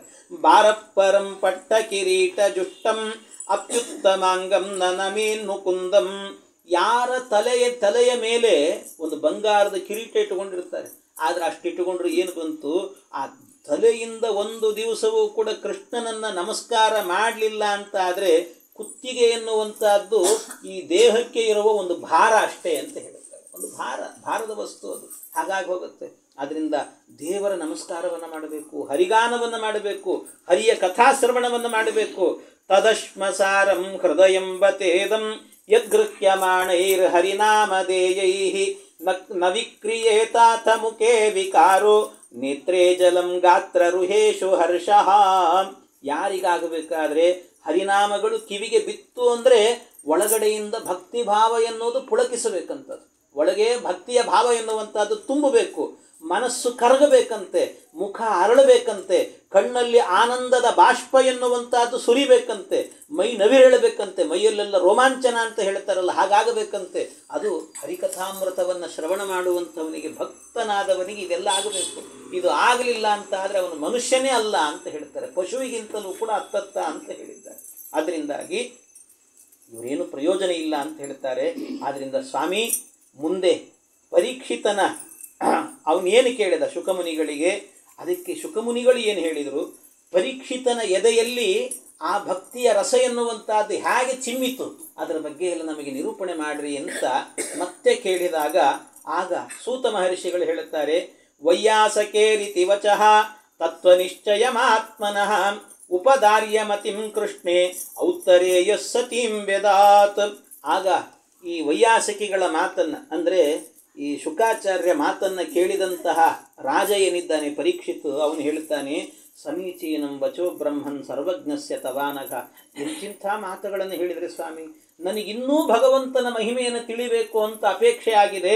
ಆದ್ದರಿಂದ ಯಥೇದಂ ಸೃಜತೆ ವಿಶ್ವಂ ದುರ್ವಿಭಾವ್ಯಂ ಅದೀಶ್ವರೈಃ ಯಥಾ ಗೋಪಾಯತಿ ವಿಭುಃ ಯಥಾ ಸಂಯಚ್ಛತೆ ಪುನಃ. ನನಗೆ ಭಗವಂತ ಯಥೇದಂ ಸೃಜತೆ ವಿಶ್ವಂ, ಈ ಜಗತ್ತನ್ನು ಹೇಗೆ ಸೃಷ್ಟಿ ಮಾಡ್ತಾನೆ ಪರಮಾತ್ಮ ಅದರ ಬಗ್ಗೆ ಹೇಳಿ. ದುರ್ಭಾವ್ಯಂ ಅದೀಶ್ವರೈಹಿ ಯಥಾ ಗೋಪಾಯತಿ, ಅಷ್ಟೇ ಅಲ್ಲ ಈ ಜಗತ್ತನ್ನು ಹೇಗೆ ರಕ್ಷಣೆ ಮಾಡ್ತಾನೆ ಪರಮಾತ್ಮ, ರಕ್ಷಣೆಯ ಬಗ್ಗೆ ಹೇಳಿ. ವಿಭುರ್ಯತಾ ಸಂಯಚ್ಛತೆ ಪುನಃ, ಅಷ್ಟೇ ಅಲ್ಲ ಇದನ್ನು ಪುನಃ ಲಯ ಮಾಡ್ತಾನಲ್ಲ ಪರಮಾತ್ಮ, ಆ ಲಯದ ಬಗ್ಗೆಯೂ ಕೂಡ ನನಗೆ ವಿವರಣೆಯನ್ನು ಕೊಡಿ ಅಂತ ಇಷ್ಟನ್ನೆಲ್ಲ ಕೇಳಿದಂತೆ ಪರೀಕ್ಷಿತ್ ಮಹಾರಾಜ. ಇಷ್ಟು ಕೇಳಿದಾಗ ಆಗ ಅವನು ಅನೇಕ ವಿಷಯಗಳನ್ನು, ಸೃಷ್ಟಿಯನ್ನು ಹೇಗೆ ಮಾಡ್ತಾನೆ ಪರಮಾತ್ಮ, ಅದರಲ್ಲಿ ಏನೇನು ಅವನು ಬಳಸಿಕೊಳ್ಳುತ್ತಾನೆ, ಇದನ್ನೆಲ್ಲ ನಿರೂಪಣೆ ಮಾಡಿರಿ ಎಂದಾಗ ಆಯಿತು ಅಂತ ಮೊದಲಿಗೆ ಶುಕಾಚಾರ್ಯ ಏನು ಮಾಡ್ತಾರೆ ಇದನ್ನು ಹೇಳಬೇಕಾದ್ರೆ, ನಮಃ ಪರಸ್ಮೈ ಪುರುಷಾಯ ಭೂಯಸೆ ಸದುದ್ಭವಸ್ಥಾನ ನಿರೋಧ ಲೀಲಯ ಗೃಹೀತ ಶಕ್ತಿ ತ್ರಿತಯಾಯ ದೇಹಿನಾಂ ಅಂತರ್ಧ್ರುವಾಯ ಉಪಲಭ್ಯ ವರ್ತಮನೆ. ಅದಕ್ಕೆ ಮೊದಲಿಗೊಂದು ಭಗವಂತನಿಗೆ ನಮಸ್ಕಾರ ಮಾಡುತ್ತೇನೆ ಅಂತ ಹೇಳ್ತಾರೆ. ನಮಃ ಪರಸ್ಮೈ ಪುರುಷಾಯ ಭೂಯಸೆ ಸದುದ್ಭವಸ್ಥಾನ ನಿರೋಧ ಲೀಲಯ. ಸೃಷ್ಟಿ ಸ್ಥಿತಿ ಲಯ ಇವುಗಳನ್ನೆಲ್ಲ ಲೀಲಾಜಾಲವಾಗಿ ಮಾಡುತ್ತಾನೆ ಪರಮಾತ್ಮ. ಅದು ಎಂಥ ಸೃಷ್ಟಿ ಅಂದರೆ ಸತ್ಯವಾಗಿರುವಂಥ ಸೃಷ್ಟಿ ಸ್ಥಿತಿ ಲಯ ಇವೆಲ್ಲವೂ ಕೂಡ ಸತ್ಯ. ಭಗವಂತ ಮಾಡತಕ್ಕಂತಹ ಈ ಎಲ್ಲ ಕಾರ್ಯಗಳು ಕೂಡ ಸತ್ಯವಾಗಿರುವಂಥದ್ದು. ಅದನ್ನು ಲೀಲಾಜಾಲವಾಗಿ ಮಾಡುವಂಥ ಭಗವಂತನಿಗೆ ನಮಸ್ಕಾರ. ಅದನ್ನು ಹೇಗೆ ಮಾಡ್ತಾನೆ ಅಂದರೆ ಗೃಹೀತ ಶಕ್ತಿ ತ್ರಿತಯಾಯ ದೇಹಿನಾಂ, ಮೂರು ಬಳಸಿಕೊಳ್ತಾನಂತವನು, ಮೂರು ಶಕ್ತಿ. ಯಾವುದದು ಅಂದರೆ ತ್ರಿತಯಾಯ. ತ್ರಿ ಅಂತ ಹೇಳಿದರೆ ಒಂದು ಇಚ್ಛಾಶಕ್ತಿ, ಇನ್ನೊಂದು ಜ್ಞಾನಶಕ್ತಿ, ಇನ್ನೊಂದು ಕ್ರಿಯಾಶಕ್ತಿ ಅಂತ. ಈ ಮೂರು ಶಕ್ತಿಗಳಿಂದಲೂ ಕೂಡ ಪ್ರಪಂಚವನ್ನು ಸೃಷ್ಟಿ ಮಾಡ್ತಾನೆ ಭಗವಂತ. ಹಾಗಾದರೆ ಇಚ್ಛಾಶಕ್ತಿ, ಜ್ಞಾನಶಕ್ತಿ, ಕ್ರಿಯಾಶಕ್ತಿ ಅಂದರೆ ಯಾವುದದು? ಹಾಗಾದರೆ ಇದರ ಸಹಾಯ ತಗೊಳ್ತಾನೆ ಅಂದರೆ ಯಾವುದದು ಅಂತ ಕೇಳಿದರೆ ಶ್ರೀಮದ್ ಆಚಾರ್ಯರು ಹೇಳುತ್ತಾರೆ, ಅದನ್ನು ಬೇರೆ ಯಾವುದೋ ಅಂತ ತಿಳ್ಕೊಬೇಡ್ರಿ, ಅದೆಲ್ಲವೂ ಕೂಡ ಭಗವಂತನ ಸ್ವರೂಪ ಅದು ಅಂತ ಹೇಳ್ತಾರೆ. ಪರಮಾತ್ಮನ ಸ್ವರೂಪ ಇದು, ಬೇರೆ ಇನ್ನೊಂದರ ಸಹಾಯ ಅಲ್ಲ, ಅವನದ್ದೇ ಸ್ವರೂಪ ಅಲ್ಲ. ಅವನದ್ದೇ ಸ್ವರೂಪ ಅಂದಮೇಲೆ ಮತ್ತೆ ಜ್ಞಾನಶಕ್ತಿ ಮತ್ತು ಕ್ರಿಯಾಶಕ್ತಿ ಇದೆಲ್ಲವೂ ಬೇರೆ ಹೇಗಾಗತ್ತೆ? ಒಂದೇ ಅಲ್ವಾ ಅಂದರೆ ಹೌದು ಒಂದೇನೆ, ಆದರೂ ಕೂಡ ಒಂದು ವಿಶೇಷ ಅಂತ ಇದೆ ಭಗವಂತನಲ್ಲಿ. ಎರಡೂ ಒಂದೇ ಆದರೂ ಕೂಡ ಅದನ್ನು ಭೇದ ವ್ಯವಹಾರವನ್ನು ಮಾಡುತ್ತೇವೆ ನಾವು. ಭೇದ ವ್ಯವಹಾರ ಅನ್ನುವಂಥದ್ದು ಹೇಗೆ ಅಂತ ಹೇಳಿದರೆ, ಅದು ಕೂಡ ಇರುವಂಥದ್ದು ಯಾವ ರೀತಿ ಅಂತ ಹೇಳಿದರೆ, ಭೇದ ವ್ಯವಹಾರ ಈ ಕೆಲವೊಮ್ಮೆ ನಮ್ಮಲ್ಲಿರುತ್ತೆ ನೋಡಿ. ಯಾವುದೋ ಒಂದು ಮಡಿಕೆ ಇದೆ ಅಂತ ಇಟ್ಟುಕೊಳ್ಳಿ. ಮಡಿಕೆಯಲ್ಲಿ ಒಂದು ಬಣ್ಣ ಇರುತ್ತೆ. ಆ ಬಣ್ಣಕ್ಕೂ ಮತ್ತು ಮಡಿಕೆಗೂ ಕೂಡ ಭೇದ ಇದೆಯೋ ಇಲ್ಲವೋ? ಬಣ್ಣಕ್ಕೂ ಮಡಿಕೆಗೂ ಭೇದ ಇದೆಯೋ ಇಲ್ಲವೋ ಅಂದರೆ ನಮ್ಮ ಸಿದ್ಧಾಂತದ ಪ್ರಕಾರ ಭೇದ ಇಲ್ಲ ಅದಕ್ಕೆ. ಯಾಕೆಂದರೆ ಯಾವುದನ್ನು ಬೇರ್ಪಡಿಸ್ಲಿಕ್ಕೆ ಬರೋದಿಲ್ಲ. ಬಣ್ಣವನ್ನು ನೀವು ಮಡಿಕೆಯಿಂದ ಬೇರ್ಪಡಿಸಿದರೆ ಆಗುತ್ತಾ? ಅದು ಬಣ್ಣವನ್ನು ಬೇರ್ಪಡಿಸ್ಲಿಕ್ಕಾಗಲ್ಲ. ಹಾಗಾಗಿ ಅಂದರೆ ಆ ಘಟದ್ದೇ ಬಣ್ಣ ಅಂದರೆ ಮಡಿಕೆಯದ್ದೇ ಬಣ್ಣ, ಅದು ಮಡಿಕೆಯದ್ದೇ ಬಣ್ಣ ಅಂದರೆ ಬಣ್ಣ ಬೇರೆ ಅಲ್ಲ, ಮಡಿಕೆ ಬೇರೆ ಅಲ್ಲ. ಆದರೂ ನಾವು ವ್ಯವಹಾರ ಮಾಡಬೇಕಾದ್ರೆ ಹೇಗೆ ಹೇಳ್ತೇವೆ ಅಂತಂದರೆ ಅದು ಮಡಿಕೆಯ ಬಣ್ಣ ಅಂತ ಹೇಳ್ತೀವಿ. ಮಡಿಕೆಯ ಬಣ್ಣ ಅಂದರೆ ಅದು ನಿಜವಾಗ್ಲೂ ಅಲ್ಲಿ ಭೇದ ಇಲ್ಲ. ಮಡಿಕೆಯ ಅಂತ ಹೇಳಬೇಕಾದ್ರೆ ಮಡಿಕೆ ಬೇರೆ ಬಣ್ಣ ಬೇರೆ ಅಂತ ಅನಿಸುತ್ತೆ. ಅದು ವಿಶೇಷ ವ್ಯವಹಾರ ಅಂತ ಹೇಳ್ತಾರೆ. ನಮ್ಮಲ್ಲಿ ಆಗಬೇಕಾದ್ರೆ ನನ್ನ ಕೈ ಅಂತ ಹೇಳ್ತೀವಿ. ನನ್ನ ಕೈ ಅಂದರೆ ಅಭಿಪ್ರಾಯ ಏನು? ನನ್ನ ಕೈ ಅಂದರೆ ನಾನು ಬೇರೆ ಕೈ ಬೇರೆನಾ? ಕೈಯು ನನ್ನಲ್ಲೇ ಸೇರಿದೆ, ಆದರೂ ಒಂದು ವಿಶೇಷ ಅಷ್ಟೇ. ಆ ವಿಶೇಷವನ್ನು ಇಟ್ಟುಕೊಂಡು ವ್ಯವಹಾರವನ್ನು ಮಾಡ್ತೀವಿ. ಆ ವಿಶೇಷ ಅಂದರೆ ಏನು ಅಂತೆಲ್ಲ ಬಹಳ ವಿಸ್ತಾರವಾಗಿ ಈ ಗ್ರಂಥಗಳಲ್ಲೆಲ್ಲ ನಿರೂಪಣೆ ಮಾಡಿದ್ದಾರೆ. ಬೇರೆ ಬೇರೆ ಕಡೆಯಲ್ಲಿ ನಮಗೆ ತತ್ವನಿರ್ಣಯ ಗ್ರಂಥದಲ್ಲಿ, ಸುಧಾ ಗ್ರಂಥದಲ್ಲೆಲ್ಲ ಹೇಳ್ತಾರೆ. ಅದ್ರ ಬಗ್ಗೆ ವಿಶೇಷವಾಗಿ ನಾನು ಹೇಳ್ತಾ ಹೋದರೆ ಆ ವಿಶೇಷವೇ ನಿಮಗೆ ಭಾಳ ವಿಶೇಷ ಆಗಿಬಿಡುತ್ತದೆ ಆಮೇಲೆ. ಆದ್ದರಿಂದ ಕಷ್ಟ, ಅದು ಹೆಚ್ಚು ಹೇಳಲಿಕ್ಕೆ ಹೋಗಲ್ಲ ನಾನು. ಅಂತೂ ಇದು ಈ ದೃಷ್ಟಿಯಿಂದ ವಿಶೇಷ ಇರೋದರಿಂದಾಗಿ ಭಗವಂತನಿಗೆ ತ್ರಿತಯಾಯ ದೇಹಿನಾಮ್ ಅಂತ ಮೂರರಿಂದಲೂ ಕೂಡ ಸೃಷ್ಟಿಯನ್ನು, ಈ ಸೃಷ್ಟಿ ಸ್ಥಿತಿ ಲಯಗಳನ್ನೆಲ್ಲವನ್ನು ಕೂಡ ನಡೆಸ್ತಾನೆ ಭಗವಂತ ಅನ್ನೋದನ್ನು ತಿಳ್ಕೊಳ್ಬೇಕು ಅಂತ ಆ ಭಗವಂತನಿಗೆ ನಮಸ್ಕಾರವನ್ನು ಮಾಡುತ್ತಾ ಮತ್ತೊಮ್ಮೆ ಹೇಳ್ತಾರೆ, ತಪಸ್ವಿನೋ ದಾನಪರ ಯಶಸ್ವಿನೋ ಮನಸ್ವಿನೋ ಮಂತ್ರವಿದಸ್ಸು ಮಂಗಲಾಃ ಕ್ಷೇಮಂ ನ ವಿಂದಂತಿ ವಿನಾಯ ದರ್ಪಣಂ ತಸ್ಮೈ ಸುಭದ್ರಶ್ರವಸೇ ನಮೋ ನಮಃ. ಭಗವಂತನಿಗೆ ನಮಸ್ಕಾರ. ಎಂಥ ಭಗವಂತನಿಗೆ ಅಂದರೆ ತಪಸ್ವಿನೋ ದಾನಪರ ಯಶಸ್ವಿನೋ, ತಪಸ್ವಿಗಳಾಗಿದ್ದರೂ ಕೂಡ, ದಾನವನ್ನು ಮಾಡ್ತಾ ಇದ್ದರೂ ಕೂಡ, ಒಳ್ಳೆ ಕೀರ್ತಿಶಾಲಿಗಳಾಗಿದ್ದರೂ ಕೂಡ, ಮನೋನಿಗ್ರಹವನ್ನು ಹೊಂದಿದ್ದರೂ ಕೂಡ, ಮಂತ್ರಗಳನ್ನು ಬಲ್ಲವರಾಗಿದ್ದರೂ ಕೂಡ, ಒಳ್ಳೆ ಸುಮಂಗಲ ಒಳ್ಳೆಯ ಸದಾಚಾರ ಸಂಪನ್ನರಾಗಿದ್ದರೂ ಕೂಡ, ಕ್ಷೇಮಂನ ವಿಂದಂತಿ ವಿನಾ ಯದರ್ಪಣಂ, ಇವರೆಲ್ಲರೂ ಕೂಡ ಭಗವಂತನಿಗೆ ಅವರು ಮಾಡಿದ ಕರ್ಮಗಳನ್ನು ಸಮರ್ಪಣೆ ಮಾಡಲಿಲ್ಲ ಅಂದರೆ ಅವರದ್ದೇನು ಫಲ ಇಲ್ಲ ಅಂತ ಹೇಳ್ತಾರೆ. ಅವರಿಗೇನು ಫಲ ಬರುವುದಿಲ್ಲಂತೆ. ಹಾಗಾಗಿ ಯಾರಿಗೆ ಸಮರ್ಪಣೆ ಮಾಡೋದ್ರಿಂದ ಎಲ್ಲ ಫಲಗಳೂ ಸಿಗುತ್ತೋ ಅಂಥ ಭಗವಂತನಿಗೆ ಪುನಃ ಪುನಃ ನಮೋ ನಮಃ ಅಂತ. ತಸ್ಮೈ ಸುಭದ್ರ ಶ್ರವಸೇ ನಮೋ ನಮಃ. ಆ ಭಗವಂತನಿಗೆ ನಮಸ್ಕಾರವನ್ನು ಮಾಡುತ್ತೇನೆ ಅಂತ ಪರಮಾತ್ಮನಿಗೆ ನಮಸ್ಕಾರವನ್ನು ಮಾಡಿ ಕೊನೆಗೆ ಹೇಳ್ತಾರೆ, ಏತದೇವಾತ್ಮಭೂರಾಜನ್ ನಾರದಾಯೇತಿ ಪೃಚ್ಛತೆ ವೇದಗರ್ಭೋಭ್ಯದಾತ್ ಸರ್ವಂ ಯದಾಹ ಹರಿರಾತ್ಮನಃ.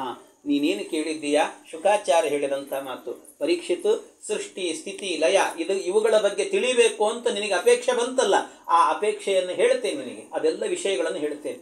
ಆದರೆ ನಿನಗೇನು ಈ ಪ್ರಶ್ನೆ ಬಂದಿದೆ, ಈ ಪ್ರಶ್ನೆ ಎನ್ನುವುದು ಹಿಂದೆ ಒಮ್ಮೆ ನಾರದ ಮಹರ್ಷಿಗಳಿಗೂ ಬಂದಿತ್ತು.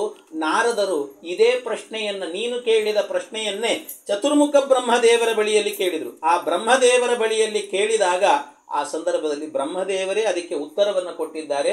ಅದೇ ಉತ್ತರವನ್ನು ನಿನಗೆ ಹೇಳ್ತೇನೆ ಅಂತ. ಅದೇ ಉತ್ತರವನ್ನು ನಿನಗೆ ಅಂದರೆ ಈಗ ಎಲ್ಲೆಲ್ಲಿಗೆ ಬಂತು ನೋಡಿ. ಮೊದಲು ಸೂತರು ಶೌನಕರಿಗೆ ಹೇಳ್ತಿದ್ದಾರೆ, ಆ ಕಥೆಯ ಒಳಗಡೆ ಪರೀಕ್ಷಿತ್ ಕೇಳಿದಾಗ ಶುಕಾಚಾರ್ಯ ಅವ್ರಿಗೆ ಹೇಳ್ತಿದ್ದಾರೆ. ಅವರು ಹೇಳ್ತಾ ಇರುವಾಗ ಶುಕಾಚಾರ್ಯ ಹೇಳ್ತಾರೆ, ನಿನಗೆ ಬಂದ ಪ್ರಶ್ನೆಯನ್ನು ನಾರದರಿಗೆ ಬ್ರಹ್ಮದೇವರು ಉತ್ತರ ಕೊಟ್ಟಿದ್ರು, ಅದನ್ನು ನಿನಗೆ ಹೇಳ್ತೀನಿ ಅಂತ ಹೇಳ್ತಿದ್ದಾರೆ. ಅಂದರೆ ಅಲ್ಲೆಲ್ಲ ಒಳಗೊಳಗೆ ಕಥೆಗಳಿದ್ದಾವೆ ಎಲ್ಲವೂ ಕೂಡ. ಹೀಗೆ ಆ ಕಥೆಯನ್ನು ಹೇಳಲಿಕ್ಕೆ ಶುರು ಮಾಡ್ತಾರೆ. ಈ ಪ್ರಶ್ನೆಯನ್ನು ಕೇಳಿದರು ಅಂತ. ದೇವದೇವ ನಮಸ್ತೇಸ್ತು ಭೂತಭಾವನ ಪೂರ್ವಜ ತದ್ವಿಜಾನೀಹಿ ಯಜ್ಞಾನಂ ಆತ್ಮತತ್ವ ನಿದರ್ಶನಂ. ಈ ನಾರದ ಮಹರ್ಷಿಗಳು ಬ್ರಹ್ಮದೇವರ ಬಳಿಗೆ ಹೋದ್ರಂತೆ. ಬ್ರಹ್ಮದೇವರ ಬಳಿಗೆ ಹೋಗಿ ಎಲ್ಲ ದೇವರಿಗಿಂತಲೂ ಕೂಡ ಮೊದಲು ಹುಟ್ಟಿದಂಥ ದೇವರು ಅಂತಂದರೆ ಸೃಷ್ಟಿಕರ್ತನಾಗಿರುವಂಥ ನೀನು. ಬ್ರಹ್ಮದೇವರಿಗೆ ಹೇಳ್ತಾರೆ, ಎಲ್ಲರಿಗಿಂತ ಮೊದಲು ಹುಟ್ಟಿದವನು ನೀನು, ಆದ್ದರಿಂದ ನಿನಗೆ ನಮಸ್ಕಾರ. ಎಲ್ಲರನ್ನು ಸೃಷ್ಟಿ ಮಾಡಿದವನು ನೀನೇ, ಆದ್ದರಿಂದಾಗಿ ನಿನಗೆ ನಮಸ್ಕಾರ. ಹೀಗೆಲ್ಲ ಹೇಳಿದರು. ಅಷ್ಟೇ ಅಲ್ಲ, ಇದರ ಜೊತೆಗೆ ಯದ್ರೂಪಂ ಯದಧಿಷ್ಠಾನಂ ಯತಸೃಷ್ಟಮಿದಂ ವಿಭೋ, ಯಾವ ಪ್ರಪಂಚ ಎನ್ನುವಂತಹದ್ದನ್ನು ಸೃಷ್ಟಿ ಮಾಡಿ ಅದನ್ನು ಆವಾಸ ಸ್ಥಾನ ಮಾಡಿಕೊಂಡಿದ್ದೀಯೋ ನೀನು, ಎಲ್ಲದಕ್ಕೂ ಆಧಾರನಾದವನು ನೀನು, ನಿನ್ನ ಮಹಿಮೆಯನ್ನು ನನಗೆ ತಿಳಿಬೇಕು, ಅದನ್ನು ನನಗೆ ಬೋಧನೆ ಮಾಡು ಅಂತ ಹೇಳಿದ್ರಂತೆ. ಇಷ್ಟೆಲ್ಲ ಹೇಳಿದ್ರಂತೆ.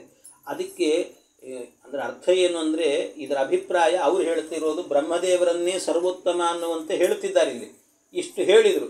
ಆಗ ಹೇಳಬೇಕಾದ್ರೆ ಅದಕ್ಕೆ ಉತ್ತರ ಹೇಳಬೇಕಲ್ಲ ಬ್ರಹ್ಮದೇವರು ಹೇಳಬೇಕಾದರೂ ಕೂಡ ಉತ್ತರವನ್ನು ಹೇಗೆ ಹೇಳಿದ್ರು ಇದಕ್ಕೆ ಅಂತಂದ್ರೆ, ಇಷ್ಟೆಲ್ಲ ಕೇಳಿಸಿಕೊಂಡಂತ ಬ್ರಹ್ಮದೇವರು ಹೇಳ್ತಾರೆ, ನಾನೃತಂ ಬತ ತಚ್ಚಾಪಿ ಯಥಾ ಮಾಂ ಪ್ರಬ್ರವೀಷಿ ಭೋಹೋ, ನಾನೇ ಸರ್ವಕರ್ತ ಸರ್ವಸಮರ್ಥ ಅಂತ ನೀನೇನು ಹೇಳ್ತಿದ್ದಿ, ನಾ ಅನೃತಂ ಬತ ತಚ್ಚಾಪಿ ಅಂತ ಹೇಳಿದ್ರು.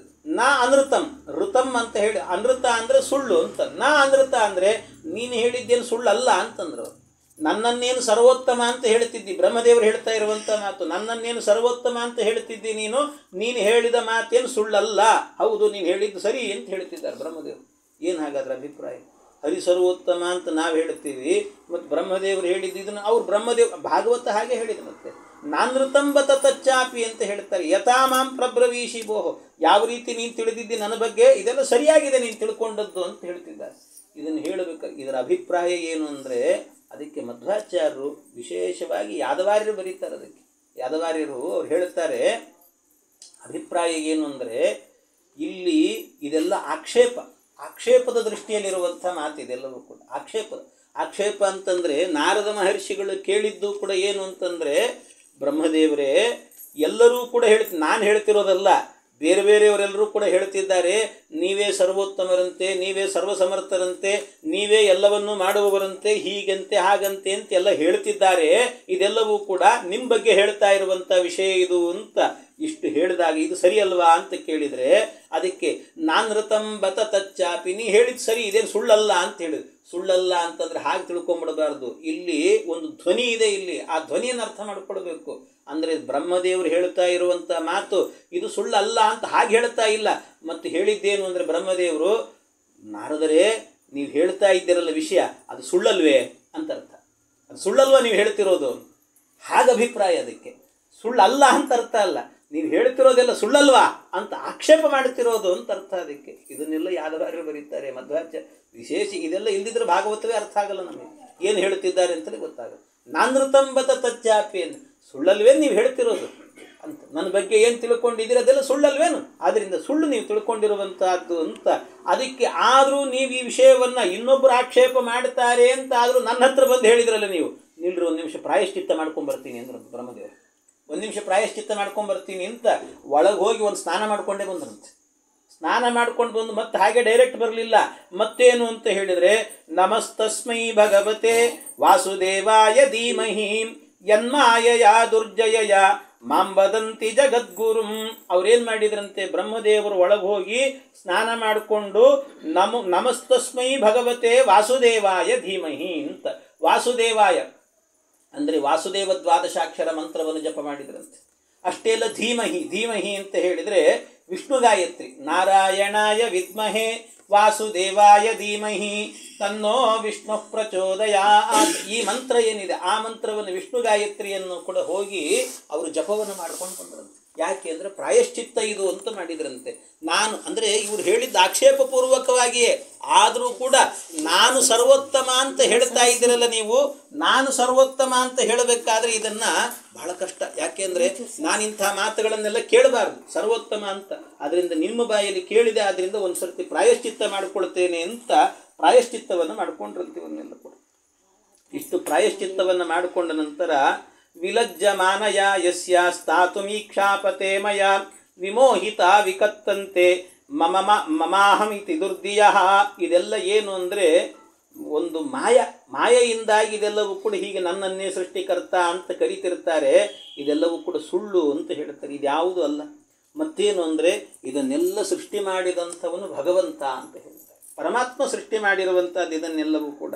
ಹೇಗೆ ಸೃಷ್ಟಿ ಮಾಡಿದ್ದಾನೆ ಭಗವಂತ ಅಂದರೆ, ನಾರಾಯಣ ಪರಾ ವೇದ ದೇವಾ ನಾರಾಯಣಾಂಗಜಾಹ ನಾರಾಯಣ ಪರಾ ಲೋಕ ನಾರಾಯಣ ಪರಾಮಕಾಹ. ಜಗತ್ತಿನಲ್ಲಿ ಇರುವಂಥ ವೇದಗಳು ಅವುಗಳು ಹೇಳಿದರೂ ಕೂಡ ನಾರಾಯಣನನ್ನೇ ಹೇಳುತ್ತವೆ.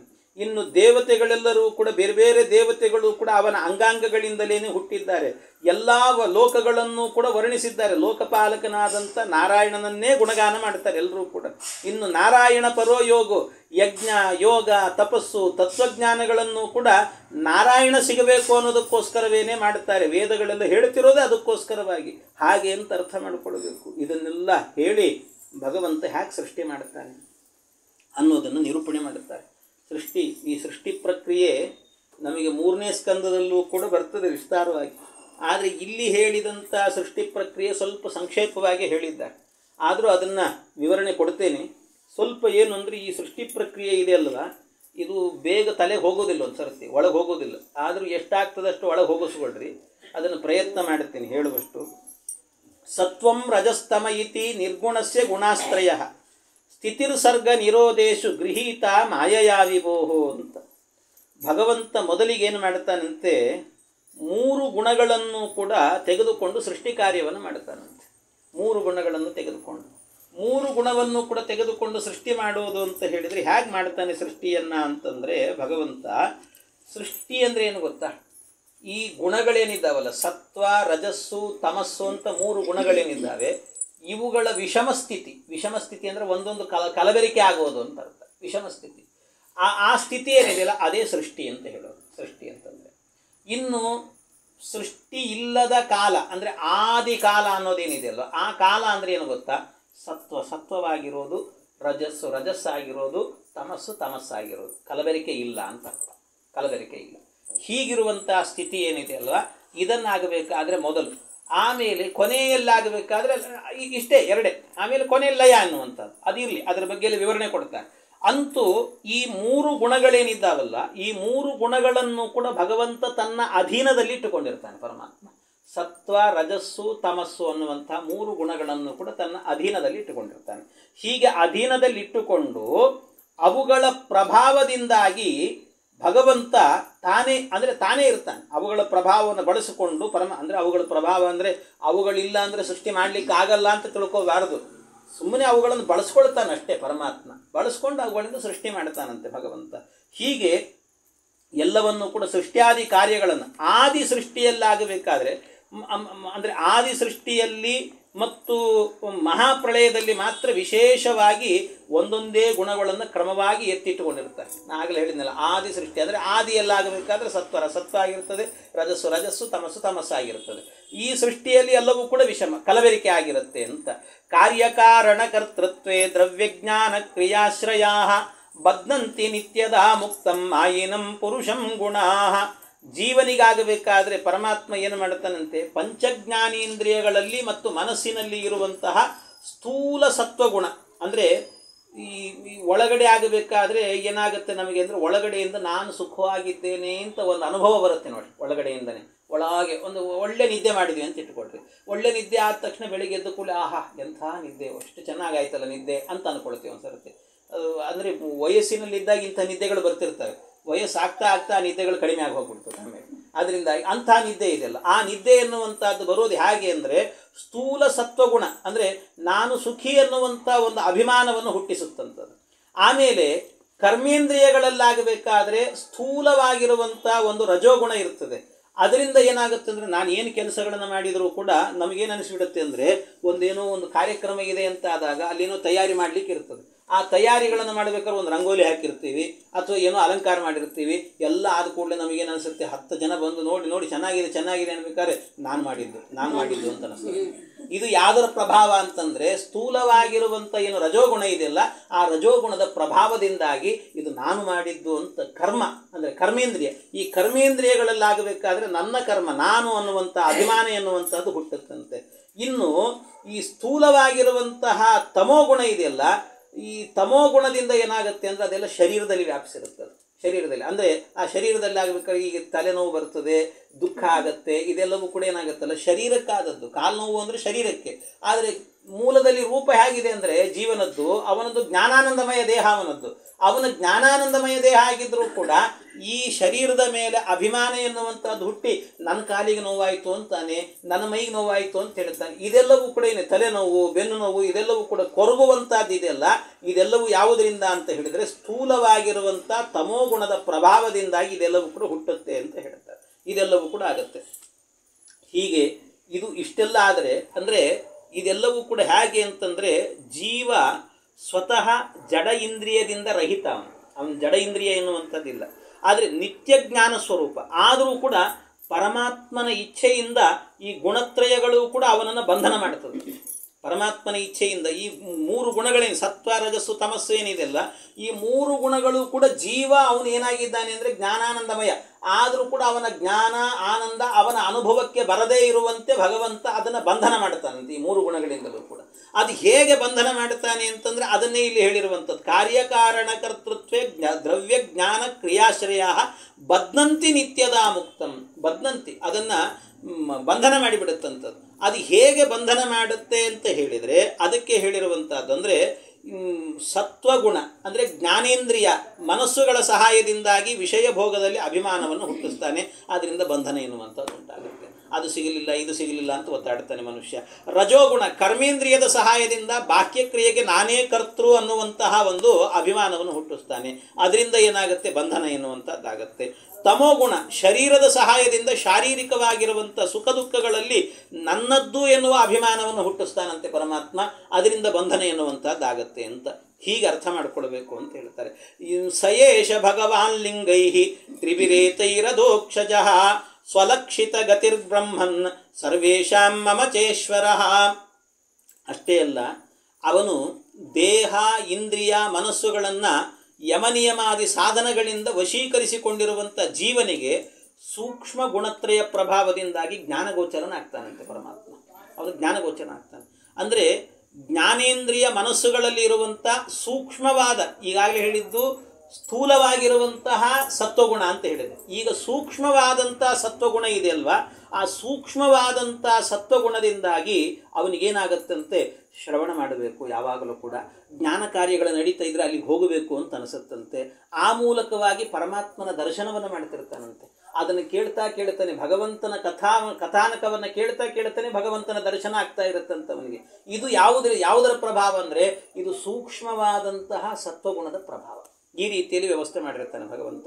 ಅದೇ ರೀತಿಯಲ್ಲಿ ಸೂಕ್ಷ್ಮವಾಗಿರುವಂಥ ರಜೋಗುಣದಿಂದಾಗಿ ಕರ್ಮಾಚರಣೆಯನ್ನು ಮಾಡೋದರಿಂದ ಏನಾಗತ್ತಂತೆ, ಅಂತಃಕರಣದಲ್ಲಿ ಶುದ್ಧಿ ಅನ್ನುವಂಥದ್ದಾಗತ್ತಂತ ಅವನಿಗೆ. ಅಂತಃಕರಣ ಶುದ್ಧಿಯನ್ನು ಕೊಡ್ತಾನಂತೆ.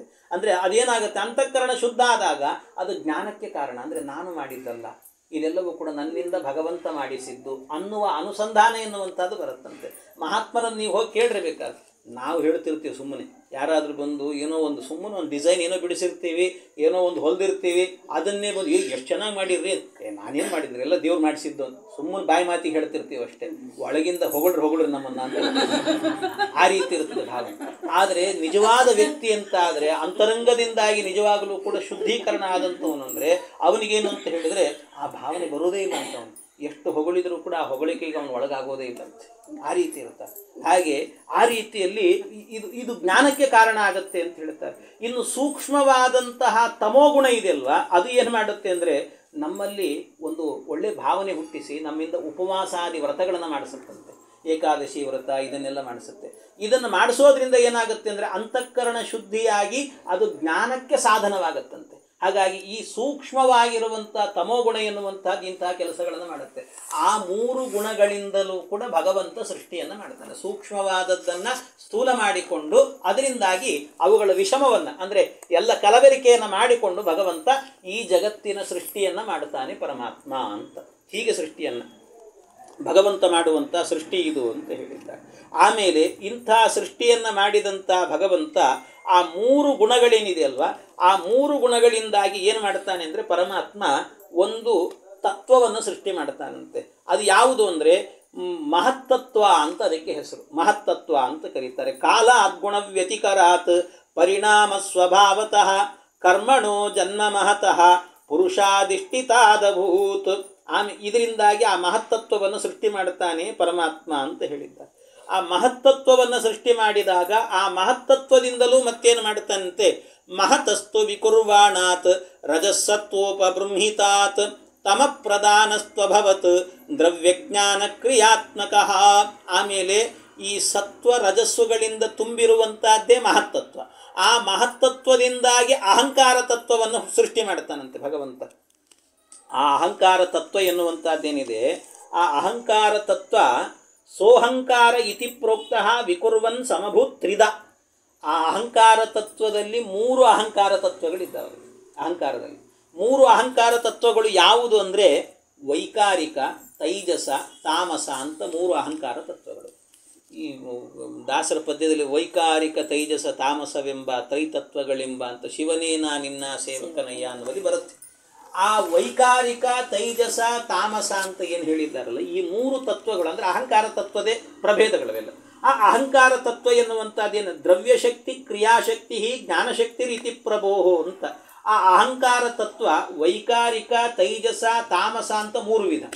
ಅವುಗಳಿಗೆ ಹೆಸರು ಯಾಕೆ ಅಂದರೆ ಈ ಹೆಸರುಗಳೆಲ್ಲವೂ ಕೂಡ ಜ್ಞಾನ ಮತ್ತು ಕರ್ಮ ಅನ್ನುವಂಥ ವಿಶೇಷ ಕಾರ್ಯಕಾರಿಯಾಗಿರುವಂಥದ್ದು. ಈ ಕಾರ್ಯವನ್ನು ದೇವತೆಗಳು ಮಾಡ್ತಾರೆ. ಅಂದರೆ ಅವ್ರು ಮಾಡುವಂಥದ್ದು ಏನು ಅಂದರೆ ಜ್ಞಾನ, ಕರ್ಮ ಎರಡನ್ನು ಯಾವಾಗಲೂ ಮಾಡ್ತಿರ್ತಾರೆ. ಭಗವಂತನ ಕರ್ಮ, ಭಗವಂತನ ಜ್ಞಾನ ಪಡ್ಕೊಡುವಂಥ ಇದು ಯಾವಾಗಲೂ ಮಾಡ್ತಿರ್ತಾರೆ. ಆದ್ದರಿಂದ ಅದು ದೇವತೆಗಳಿಗೆ ಹೆಸರಂತೆ, ವೈಕಾರಿಕ ದೇವತೆಗಳು ಅಂತ ಹೇಳ್ತಾರೆ ಅವರನ್ನೆಲ್ಲ.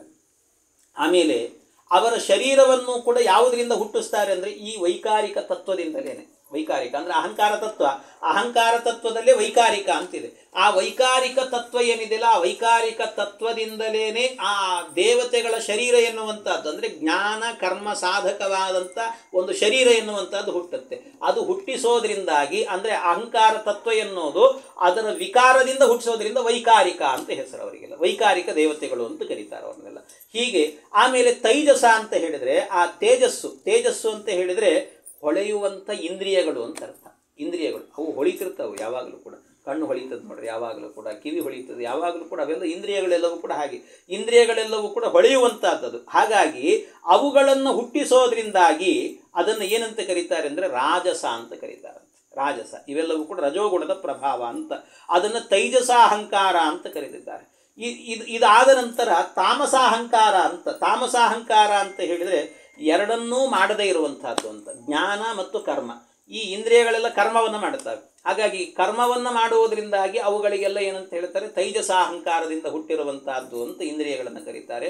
ಇವು ಎರಡನ್ನೂ ಮಾಡದೇ ಇರುವಂತಹ ಒಂದು ಅಹಂಕಾರ ಇದೆ, ಅದು ತಾಮಸಾಹಂಕಾರ ಅಂತ. ಹೀಗೆ 3 ವಿಧವಾಗಿರುವಂಥ ಅಹಂಕಾರಗಳು ಅಂತ ಹೇಳುತ್ತಾರೆ. ಆ ಅಹಂಕಾರಗಳಲ್ಲಾಗಬೇಕಾದ್ರೆ ಏನು ಅಂತ ಹೇಳಿದರೆ ಒಂದೊಂದರಲ್ಲೂ ಕೂಡ ಈ ವೈಕಾರಿಕ ಅಹಂಕಾರದ ಲಕ್ಷಣ ಏನು ಅಂದರೆ ಅದರದ್ದು ಜ್ಞಾನೋತ್ಪಾದನ ಶಕ್ತಿ, ಹೆಚ್ಚು ಜ್ಞಾನವನ್ನು ಉತ್ಪಾದನೆ ಮಾಡುತ್ತಂತೆ. ಈ ಇನ್ನೊಂದು ರಾಜಸಾಹಂಕಾರದ ಶಕ್ತಿ ಏನು ಅಂತಂದರೆ ಕರ್ಮವನ್ನು ಉತ್ಪಾದನೆ ಮಾಡುತ್ತಂತೆ. ತಾಮಸ ಏನಿಲ್ಲ, ನಿರ್ಲಿಪ್ತವಾಗಿ ಕೂತಿರ್ತದಂತ. ಹೀಗೆ 3 ವಿಧವಾಗಿರುವಂಥ ಸೃಷ್ಟಿ. ಇದು ಒಂದಾದರೆ ಇನ್ನೊಂದು ಅರ್ಥದಲ್ಲಿ ಏನು ಗೊತ್ತಾ, ವೈಕಾರಿಕ, ತೈಜಸ, ತಾಮಸ ಅಂತ 3 ವಿಧವಾದ ಸೃಷ್ಟಿ ಅಂತ ಹೇಳಿದರೆ ಇದು ದೇವತೆಗಳದ್ದೇ 3 ವಿಧವಾದಂಥ ಸೃಷ್ಟಿ. ಇದು ಆಧ್ಯಾತ್ಮಿಕ, ಆದಿಭೌತಿಕ, ಆದಿದೈವಿಕ ಅಂತ 3 ದೇವತೆಗಳಿಗೆ 3 ಶರೀರ ಅಂತ ಸಾಮಾನ್ಯವಾಗಿ. ಎಲ್ಲೆಲ್ಲಿ ಅಂತ ಹೇಳಿದರೆ ಅದು 3 ಶರೀರಗಳು ಆಧ್ಯಾತ್ಮಿಕ, ಆದಿಭೌತಿಕ, ಆದಿದೈವಿಕ ಅಂತ. ಆದಿದೈವಿಕ ಅಂತ ಹೇಳಿದರೆ ಅದು ಎಲ್ಲಿ ಇರುತ್ತೆ ಅಂದರೆ ದೇವಲೋಕದಲ್ಲಿ ಒಂದು ರೂಪದಿಂದ ಓಡಾಡ್ತಿರ್ತಾರೆ ದೇವತೆಗಳು. ದೇವಲೋಕದಲ್ಲಿ ಇರ್ತಾರೆ ದೇವತೆಗಳು ಎಲ್ಲ ಕಡೆ ಇದ್ದಾರೆ ಅವರು, ಒಂದು ಕಡೆ ಅಂತಲ್ಲ. ಈಗ ನಮಗೆಲ್ಲ ಕಣ್ಣಿನಲ್ಲಿ ಸೂರ್ಯ ಇದ್ದಾನೋ ಇಲ್ಲೋ? ಇದ್ದಾನೆ ಸೂರ್ಯ. ದೇವಲೋಕದಲ್ಲಿ ಇದ್ದಾನಿಲ್ಲೋ? ಅಲ್ಲೂ ಇದ್ದಾನೆ. ಹಾಗಾಗಿ ಆ ವೈಕಾರಿಕ ಎನ್ನುವ ತತ್ವದಿಂದ ಹುಟ್ಟಿದಂಥ ಏನು ದೇಹ ಇದೆ ಅವರದ್ದು, ಆ ದೇಹದಿಂದಾಗಿ ಆದಿದೈವಿಕ ಅಂದರೆ ಆ ದೈವಿಕ ದೇವಲೋಕದಲ್ಲೇ ಓಡಾಡಿಕೊಂಡಿರ್ತಾರಲ್ಲ ಆ ರೂಪ ಇದರಿಂದ ಹುಟ್ಟಿರುವಂತಹದ್ದು ಅಂತ ಹೇಳಿದ್ರು, ವೈಕಾರಿಕದಿಂದ ಹುಟ್ಟಿರುವಂಥದ್ದು. ಇನ್ನೊಂದು ರೂಪ ಇದೆ ದೇವತೆಗಳದ್ದು, ಅದು ಯಾವುದು ಅಂತ ಹೇಳಿದರೆ ತೈಜಸಾಹಂಕಾರದಿಂದ ಹುಟ್ಟಿರುವಂತಹದ್ದು. ಅದು ಯಾವುದು ಅಂದರೆ ನಮ್ಮ ಇಂದ್ರಿಯಗಳಲ್ಲಿ ಅಭಿಮಾನಿಗಳಾಗಿರ್ತಾರಲ್ಲ, ಕಣ್ಣಿಗೆ ಆಗಬೇಕಾದ್ರೆ ಸೂರ್ಯಾಭಿಮಾನಿ, ಕಿವಿಗೆ ಚಂದ್ರಾಭಿಮಾನಿ, ನಾಲಿಗೆಗೆ ಅಗ್ನಿಯಾಭಿಮಾನಿ, ಹೀಗೆ ಒಂದೊಂದಕ್ಕೆ, ಕೈಗೆ ಇಂದ್ರಾಭಿಮಾನಿ ಅಂತೆಲ್ಲ ಹೇಳ್ತೇವಲ್ಲ, ಹೀಗೆ ಒಂದೊಂದು ಇಂದ್ರಿಯಗಳಿಗೂ ಕೂಡ ಅಭಿಮಾನಿಯಾಗಿರ್ತಾರಲ್ಲ, ಆ ಇಂದ್ರಿಯಗಳಿಗೆ ಅಭಿಮಾನಿಯಾಗುವ ರೂಪ ಏನಿದೆ ಅವರದ್ದು, ಆ ರೂಪ ಎನ್ನುವಂಥದ್ದು ತೈಜಸಾಹಂಕಾರದಿಂದ ಹುಟ್ಟಿರುವಂಥದ್ದು. ಆ ಎಲ್ಲ ದೇಹಗಳು ಕೂಡ ದೇವತೆಗಳದ್ದು. ಇನ್ನೊಂದು ಇದೆ ಯಾವುದು ಅಂದರೆ ತಾಮಸಾಹಂಕಾರದಿಂದಾಗಿ ಹುಟ್ಟಿರುವಂಥದ್ದು ಅವರದ್ದು ಯಾವುದು ಅಂದರೆ ಆ ಸೂರ್ಯ, ಚಂದ್ರ, ಇಂದ್ರ ಇವರೆಲ್ಲ ಪಂಚಭೂತಗಳಲ್ಲೂ ಇದ್ದಾರೋ ಇಲ್ಲೋ? ಅಲ್ಲೂ ಇದ್ದಾರೆ ಆ ದೇವತೆಗಳು. ಅಲ್ಲೂ ಇದ್ದಾರೆ. ಹಾಗಾಗಿ ಅಲ್ಲೂ ಇದ್ದಾರೆ. ಅದರಿಂದ ಅಲ್ಲಿ ಇರುವಂಥ ದೇವತೆಗಳ ರೂಪ ಏನಿದೆ ಅದು ತಾಮಸ ಅಹಂಕಾರದಿಂದ ಹುಟ್ಟಿರುವಂತಹದ್ದು ಅಂತ. ಹೀಗೆ ವೈಕಾರಿಕ, ತೈಜಸ, ತಾಮಸ ಅನ್ನುವಂಥ 3 ಗುಣಗಳಿಂದಲೂ ಕೂಡ ದೇವತೆಗಳು ಹುಟ್ಟಿರುವಂತಹದ್ದು. ಹೀಗೆ ಸೃಷ್ಟಿ ಮಾಡಿದ ಭಗವಂತ ಅಂತ ಹೇಳ್ತಾರೆ. ಇದು ಆದ ನಂತರ ಮುಂದೆ ಇಂದ್ರಿಯಗಳನ್ನು ಮತ್ತು ಆ ಅಭಿಮಾನಿ ದೇವತೆಗಳನ್ನು ಅವರನ್ನು ಸೃಷ್ಟಿ ಮಾಡಿದ ಕ್ರಮವನ್ನು ಕೂಡ ನಿರೂಪಣೆ ಮಾಡುತ್ತಾರೆ. ಆ ಕ್ರಮ ಎನ್ನುವಂಥದ್ದು ಏನು ಅನ್ನೋದನ್ನು ಮತ್ತೆ ನಾಳೆ ದಿವಸ ಸೇರಿದಾಗ ಚಿಂತನೆ ಮಾಡೋಣ ಅಂತ ಹೇಳುತ್ತಾ ಇಂದಿನ ಉಪನ್ಯಾಸ ಕೃಷ್ಣ ಅರ್ಪಣೆ.